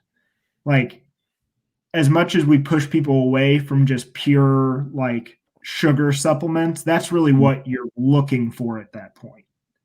I saw a girl at state track meet literally eating spoonfuls of peanut butter, and I was like, "Your stomach cannot." And then she went out like gangbusters the first 200, but then after that, she was done. That sludge was starting to finally hit, and I'm just like, Steve, I know a podcast we can do sports performance and alternative things with me and Brad. Like, I think that would be good, so we can get back on topic. But like, Yeah, we'll do this later. this would be freaking awesome. I'll facilitate it. I'll mute somebody when I don't want you to talk. I'm like, it's their turn now. It'd be like presidential debate. Bullshit. We're way more mature than those freaking fools. True. Just take a year off from a president. Like, we need a break. Let's just take a break. We'll just not have one for a while. But anyways, yeah, so that would be a good one to have, because I mean, like, I could talk, like, we didn't even get to hit in our thing about RPR, and I think it's unbelievable. And like sprint-based training's like the next thing. Like, my kids are rarely in the weight room and they're stronger and faster, so how do you like argue that? Yeah. Well, I know, like, if either of you guys were interested, like over the past couple of years, I've done team nutrition education stuff. Yeah. Like, I love to do that stuff. So if you ever had a time you wanted me to come talk to your guys or any of your teams, I'd love to do it. Like, could we do it via Zoom? Because like right now they're kind of like, I'm gonna have to do my parent meeting for girls basketball on Zoom. Yeah. Like I tell them all the time, sleep's the number one performance enhancing drug. You guys just don't take advantage of it. Yeah. Absolutely. Yeah, I'd totally do it on Zoom. You have to pay us to come, though. That's what's going to happen. You have to pay me to talk. Yeah. I mean, you don't got to pay me anything. It's just something I like to do, and I think it's good for especially young athletes to understand how it's supposed to work. No, well, you could do that, and then, like he said, I could set up a podcast one day on Zoom, and for sure, yeah, you guys can. Because Nathan, I think he got kicked off again. Yeah. If you listen to it, it's 2 hours and 58 minutes. Not the time when we were recording before I had OBS. I don't know how long it went. So I'm sitting there going, okay, I think it's been 2 hours. Let's go. And then I looked, I was like, oh, it was 3 hours. There we go. Oh, hey, he's back. Yeah, so, dude, living out, like, so I live on the Salt Fork River now. So like I have to use like mobile internet. That's an experience. Yeah. We had gigabit in St. Joe. Now we live on next to the river, and you live lag can work for you.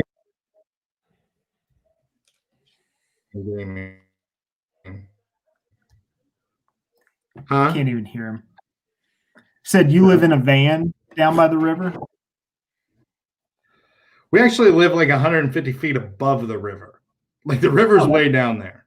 Okay, yeah, it's totally safe. You know, you ever need to dispose of anybody, let me know. Yeah. All right, so Michigan State. Yeah, this has been. Come on, Steve, move it along. Stream does not have a mute thing, I don't think. I have to mess with it. Or the StreamYard, excuse me. Yeah. So Jim Harbaugh's going to get fired after this year? No. He's got He has enough goodwill built up for having moved that program along from the dumpster fire it was. But I mean, their quarterback, he was 32 of 51 for 300 yards, that sounds really good. He just threw no touchdowns. That's I think just, I think if it's not this year, I think it's next year. Because honestly, like, how long are you going to accept losses to Ohio State before it's like we got to find somebody who can beat Ohio State? Because let's be honest, you want to be in a national championship, you got to beat them. yeah. All right, we've talked about Michigan State enough. We can move on. We talked about other stuff. This one could be real quick. I tweeted this. I said LSU just dropped off the face of the earth. And Brad, you and I were real critical about Bo Nix, or at least I was.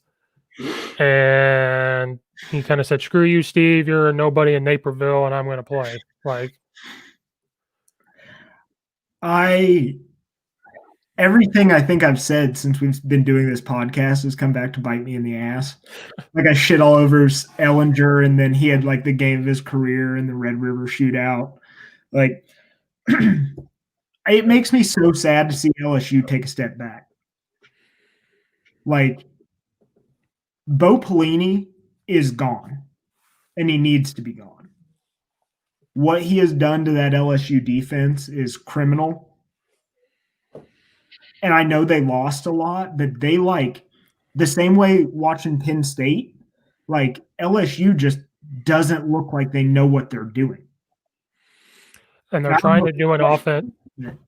Well, they're keeping the same offense that they had with Joe Burrow, and they're trying to create this quarterback to be a Joe Burrow. Like, this is what we did last year. This is what you got to do.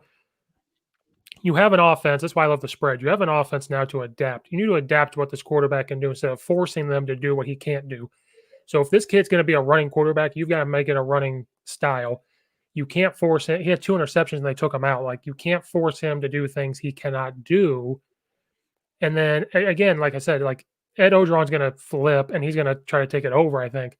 Don't force this defense to do what you did last year. Don't force this offense to do what you did last year. And then thing with Auburn, they're spreading it out more all of a sudden, and it wasn't working. And all of a sudden, LSU, they said, "Screw it, it's going to work." So, what's Big Ed going to do? Like, go to that OC and say, "This is not Joe Burrow. Quit acting like we're going to throw for 400 yards. We may have to run some zone read stuff, some power read stuff. We got to go back to this." And I know it's COVID, but that's not a pass. Like, you're LSU. You're the defending national champion. You've got to figure it out now.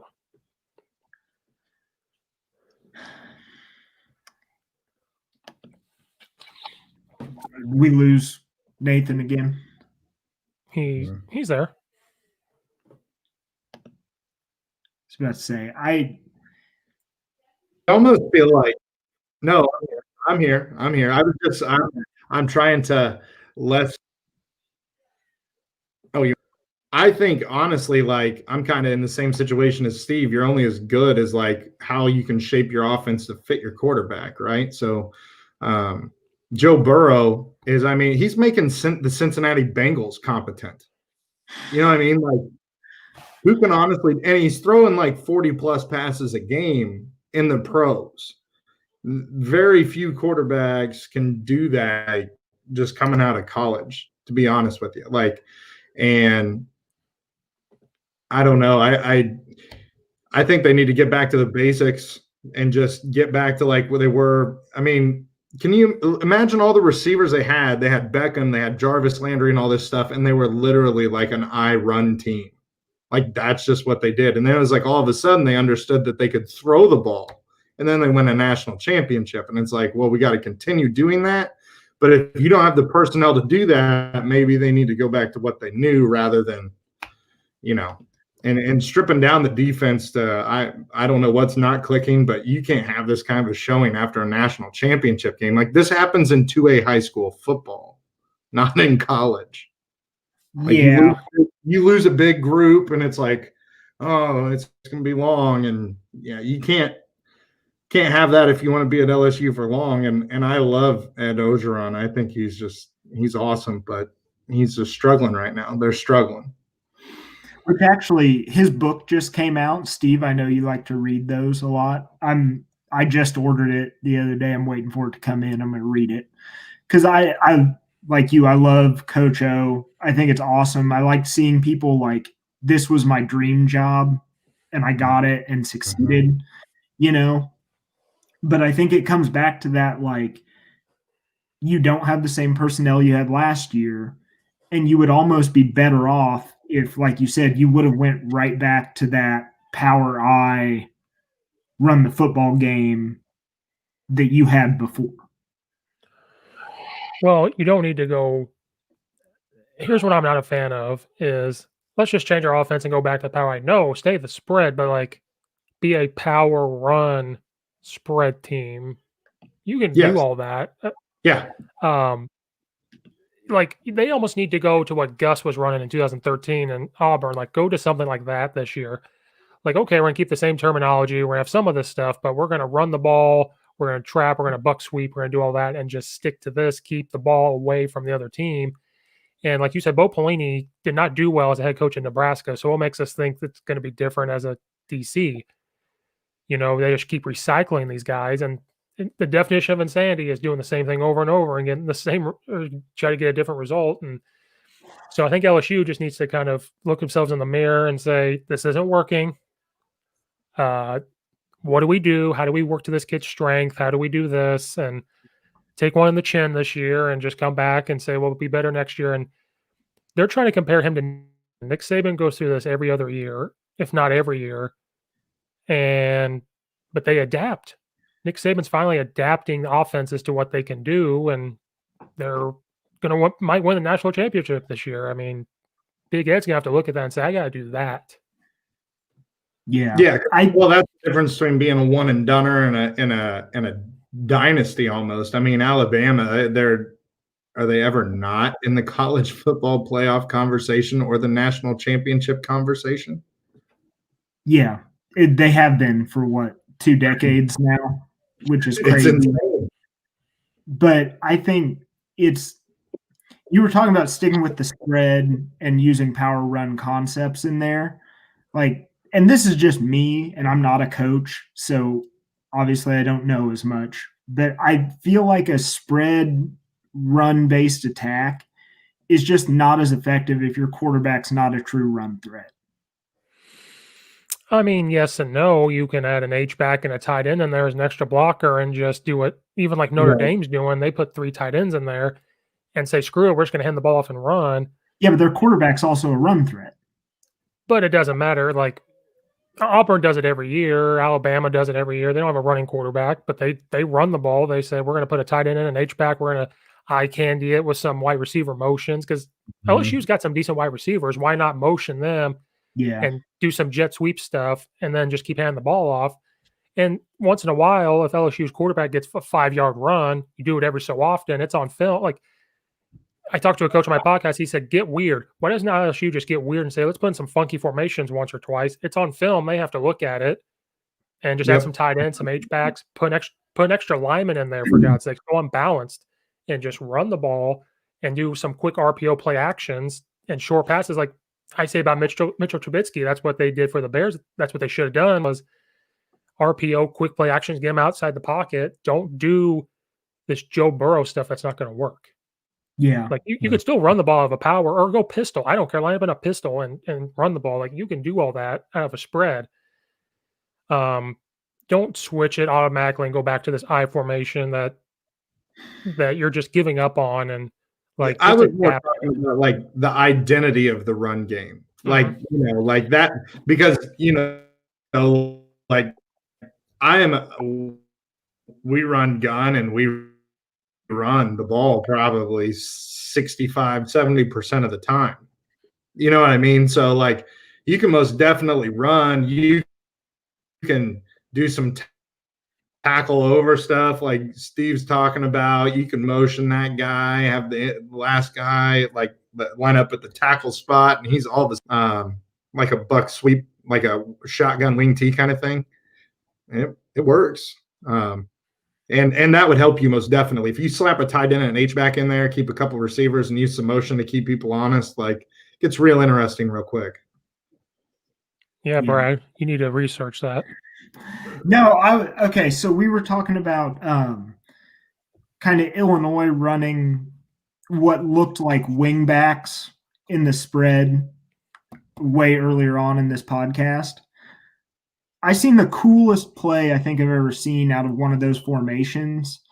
They ran like a jet sweep over to the short side of the field, snapped the ball, and then all of the linemen went off to the jet sweep side like it was going to be a screen pass, and then leaked their H-back out on the opposite side. Mm-hmm. And it was like a naked boot out to that side. And that play was so well designed, and their H-back got like 25 yards. Yep. It was just such a cool play design. And again, it's something I never see Illinois do because it's imaginative and dude, works. honestly, it's just so frustrating watching Illinois because it's literally bubble screen, running back in the flat. And I get it. We had a young quarterback in there, right? Which, by the way, from Peoria, right? Mm-hmm. Like that kid was from Peoria, quarterback in Peoria. So kind of nice to see like a state guy in there. But like, I just think like, I don't know. How many times has Illinois thrown a bubble screen on third and very long? You know what I mean? Like as an Illinois fan, we have seen that, and no matter who the offensive coordinator is, we've seen that. Like, it's or a 5-yard. Screen. Yeah, cool. Yeah, or a 5-yard out when it's 4th and 10. Oh, good God in heaven. Yeah. I about threw the TV out the window. Yeah. Okay, what's next? I just put SMU Navy because I thought that was gonna be a good game, and SMU just kind of spanked. Yeah, Navy. what was up? Yeah, oh my God, don't even get. Nathan's gonna have a stroke over here. See, we're lucky. We had a stroke at the beginning. We got through it. Nathan didn't get through it yet. I didn't want to. I played Call of Duty at some point. I emotionally dealt with it. So, okay, Steve, if you like watching these service academy games, right? Yeah, because it's a different offense. They run something that I don't, and it's just nice. It's cool to look at, and it's cool to look at, and they consistently win games they probably talent-wise don't deserve to be in, right? So why don't more small schools adapt to that? What do you mean by small schools? Like, I hate to do this again. Why do we have a problem with Illinois hiring a wing T guy and coming in here and maybe winning 6 games a year? You want to know why the option and wing T stuff work at academy schools? Because they're there for a different reason. They're there for the Army. They're there for Navy. They're there to go to the Air Force. They're very disciplined already, and they're very hard-nosed. And this is probably what they played in high school. And I was on another coach's podcast where we talked about this. Do you think Illinois' boosters are going to give any sort of money to a coach that may not score points? I'm not saying we're scoring points now, but that's kind of what we were talking about before is like, does this option stuff work in a Big Ten school? And I don't think it would work. Okay, you're telling me if tomorrow they're like, Lovey, you're out, and they rolled out the red carpet for Paul Johnson, would you be upset with that? I would. I would be very upset with that. Well, you're stupid. Because in order to compete with the Big Ten, you have to have some athletes to make some big plays. You bring in this wing T triple option stuff instead of an Urban Meyer or something. I don't know. He's not going to Illinois, but something like that, where you have these big explosive plays to compete. Like if you're Illinois, you have to understand that you're never going to compete. You're never going to be the cream of the crop in the Big Ten. You're not. But you the don't reality, have the history, you don't have the money. Just get in there and be that like pain in the ass 8-win football team every year.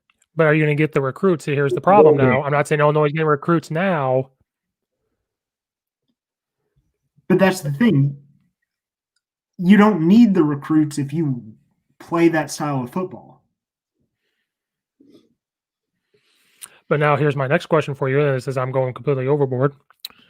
Illinois State runs some type of spread.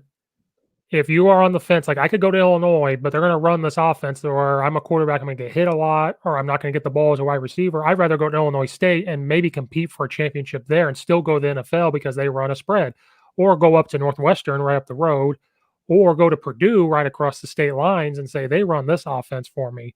Kind of like Mike Leach when Mike Leach is going to get those wide receivers. Where did Calvin Johnson go to college? Who gives a shit? He dropped the ball against the Bears. Who Oh, cares? okay. Yeah. Okay. Probably one of the greatest receivers of all time went to Georgia Tech. But times have changed now. This is the Big Ten. This is not – times have changed. Okay. I mean, you can't tell me – I would much rather win some football games. Well, okay. Let me ease the pain. I think personally, if you're trying to get recruits,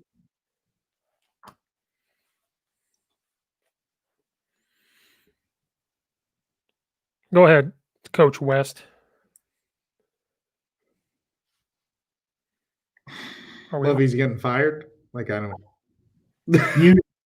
You cut out there for a second. We didn't get any of your rant.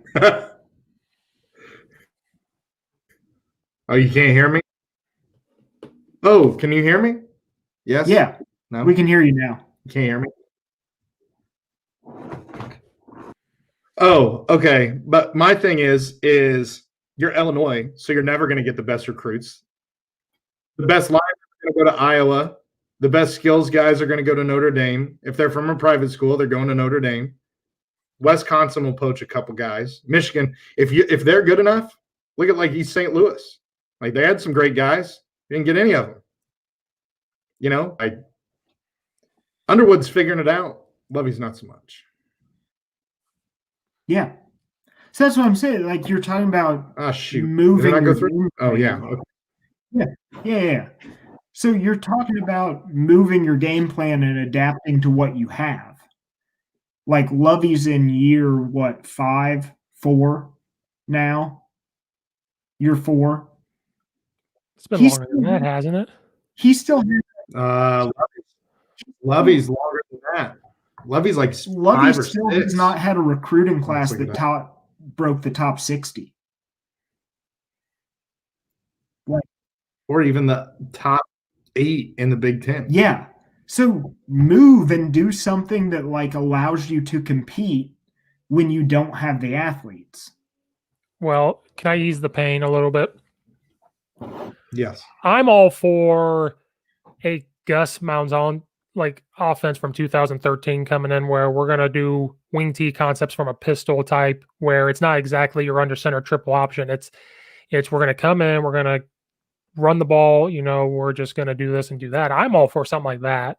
I'm not I think you can get more recruits that way. If you go to an offense like that, I think then maybe you can find kids like that, if that makes sense.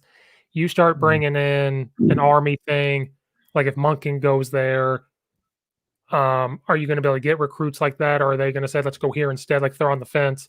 I think if you do a Gus offense, I think that might work a little bit because you don't really have that in the Big Ten, something like that. If that makes sense. Like if you do something like that, I'm all for it. So if Gus ever gets fired for some reason, which could happen eventually, maybe bring him to Illinois and do something like that. But I think it's, you look like I feel like our running back depth is pretty good. And then we have a Matter Bebe. We have a Luke Ford that got used not at all. And it was actually wide open. I don't know if you saw this on Twitter, but he freaking liked the post that basically showed like how wide open he was. This guy was like pointing it out and he liked it, which I thought was kind of interesting. So some turmoil there, maybe. But you're telling me the Matter Bebe brothers and Luke Ford like can't do something?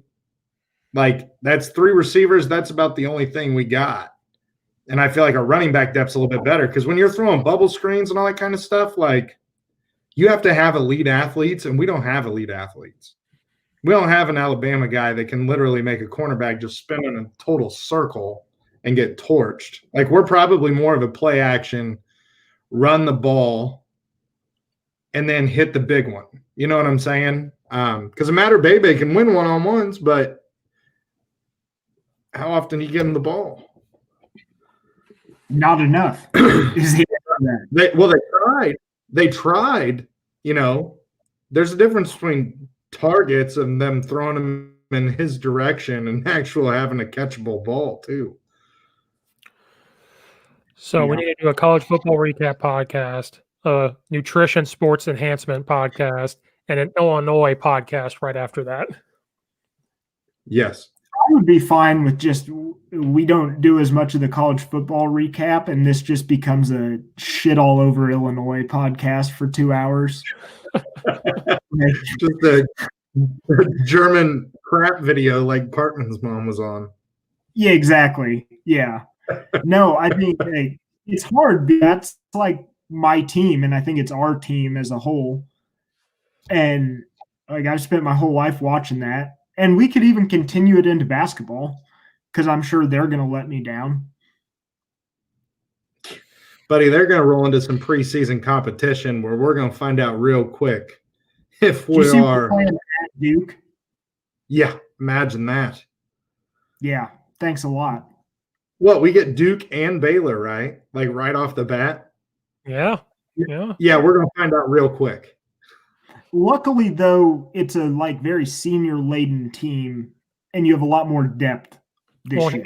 He's getting recruits, so good for him for getting recruits finally. Yeah, I think Underwood's got it going in the right direction. I just, we're going into a preseason where we're going to be put through fire and flames in the first 2 weeks. Yeah. Which I guess that's better to know than beat up a bunch of AAU teams and think that you're world beaters and then get smoked by Missouri and embarrassed in the Big Ten. Like, I guess that's better than that. But I can see us splitting the Baylor Duke, and I don't know how that's going to go. I think if we lose to Baylor, I think somehow we'll figure out a way against Duke. Like, I would be the happiest person in the whole world if we beat Duke. I don't think it'll happen. Yeah. Just because that's me putting my guard up because Illinois athletics. Mm-hmm. Yeah. But just that team is so talented, and now they have legit depth at the big position, whereas if Gorgie's going to go commit 3 fouls in 5 minutes, you have someone legitimate come off the bench and be a 4. Yeah. Yeah.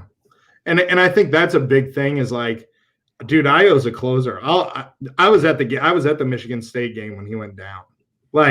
You could have heard a pin drop in that place because it was Io's got the ball. We're good. We're going to win. You know what I mean? How long has it been since we've had that feeling as an Illinois fan? I remember feeling that way, weirdly enough. I felt that way a little bit with Brandon Paul. That was the last guy I was going to say was Brandon Paul. But then again, he basically had to go off for 35 points to even give us a chance.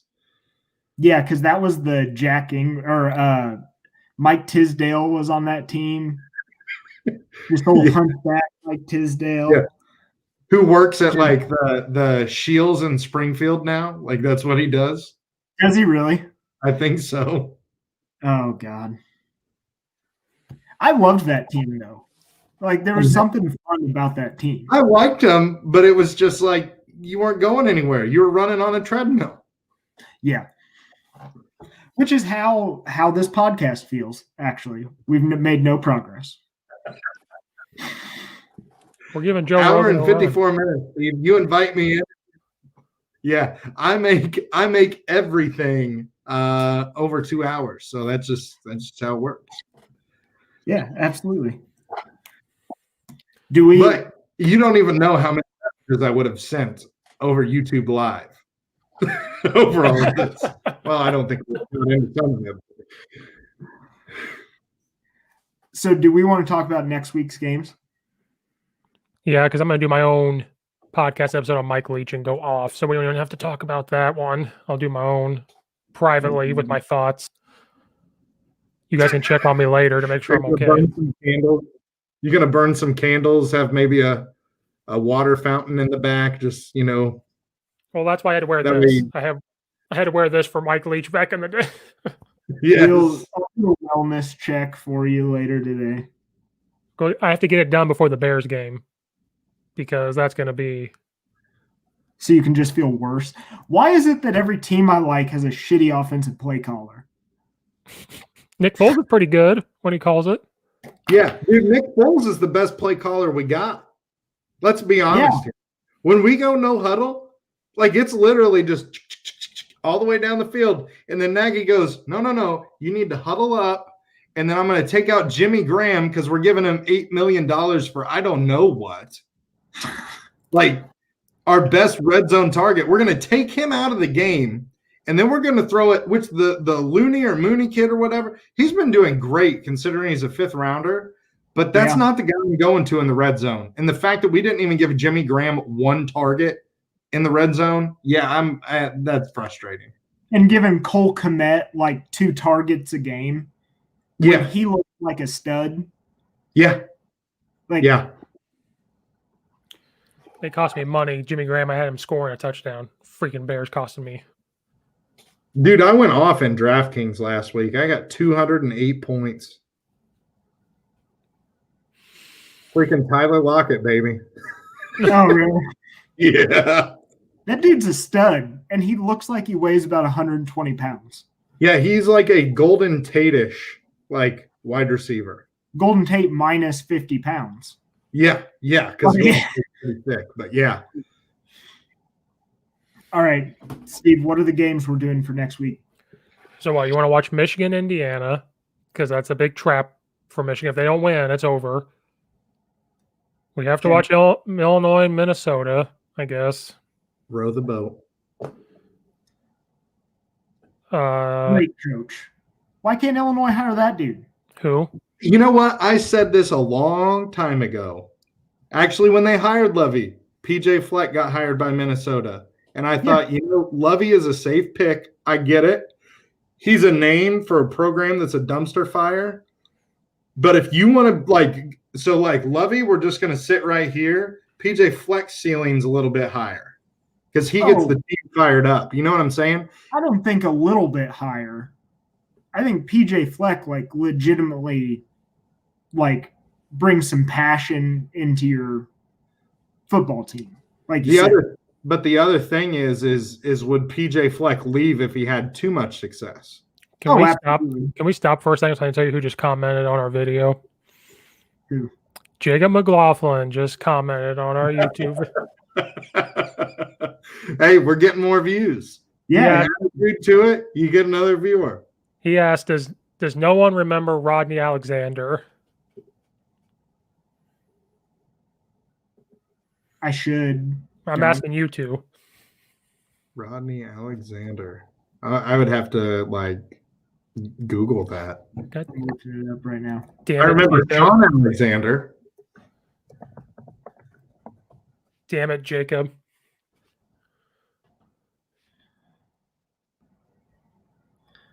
No, I do not remember Rodney Alexander. He's a former U.S. representative. That's what Google is telling me.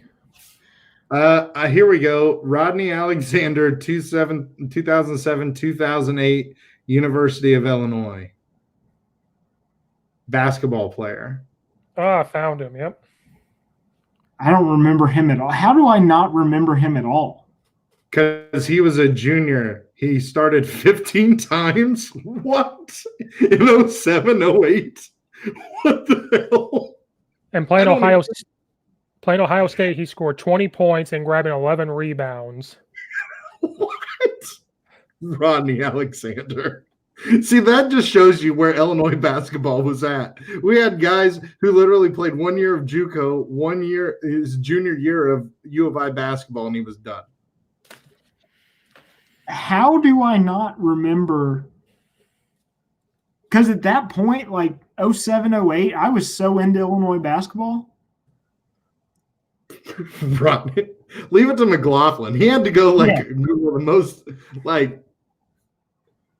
Oh This my thing god. about Jacob McLaughlin, he's got that like weird little tick in his brain somewhere where it's like enters the Rolodex. Let me look Yeah. for the weirdest player on earth. Huh. Okay, so back to what we should be talking about. 2 hours later, we're finally getting there. Michigan, Indiana, Illinois, Minnesota. Clemson, Notre Dame, Yeah. Yeah, that's a big one. Florida, Georgia. The concert or the game? Yes. Yeah. Then we said Stanford, Oregon, because the Pac-12 is coming back for their 6th game. Let's go Ducks. Event. And then what did we say? USC, Arizona State. Yeah. I think that's all we got because Mike Leach is going to break my heart again, so I'm not even going to. Yeah, man. I'm sorry. It's going to be a rough year. I'm going to get an adult beverage and do my next one on that one. It has to be. All right. Well, I think we've sufficiently run way over our time again. Oh, I know. This morning I was like, oh, it's like an hour and a half. We're pretty good about it. Now it's 12:30 in the afternoon. I was giving Steve a bunch of crap. I said, dude, like you said you were going live like 19 minutes ago. What's going on? And he blamed it on you, Brad. And I said, we'll go figure. Oh, no. It's 100% my fault. So like we have like 5 TVs in our house, and throughout the day I have to hide room to room so I can continuously watch college football as my girlfriend continues to get more pissed off at me. Like last week I couldn't even be on because her and I got into a big fight about like, I want to go do things on the weekend. And I was like, I have a job and it's to sit and watch college football all day. Because when this podcast takes off, I'm going to be the fact checker in the back. We're going to be in Fithian, where there's literally no high-speed internet to even run the damn thing. But that's what we're going to do. Yeah, absolutely. No, it's just I felt bad about last week, but I literally didn't get to watch any games because I spent the whole day arguing. Like, listen, this is important. I got to do it. Don't you blame this on me. Don't put that evil on me. Oh, no. I put it on myself. So now I have a TV in our exercise room, so I just say I'm going to work out. For your 4-hour elliptical session. Yeah, absolutely. You're going to be ripped and just a ton of football knowledge after this. Dude, probably the best shape I was ever in my life was when me and Brad were like working out and running all the time. Yeah. I know. I would visit and you guys like, we're going to go run 45 miles. What the hell are you doing? Dude, it was insane. We would literally run a loop like around to Muncie and back. Like, and then it was always like this thing, like Brad would start speeding up at the end and then I would start speeding up, or I'd be like, oh, I'm sore. And then I would take off, or, you know, it was all shenanigans. This is some bullshit right now. Now, hold on. I'm going to end this live stream. Okay. And then we can do that. I got some stuff to get off my chest. So, anybody out there watched or listened, thank you. I'm going to end this broadcast. Thanks for listening. See you next time.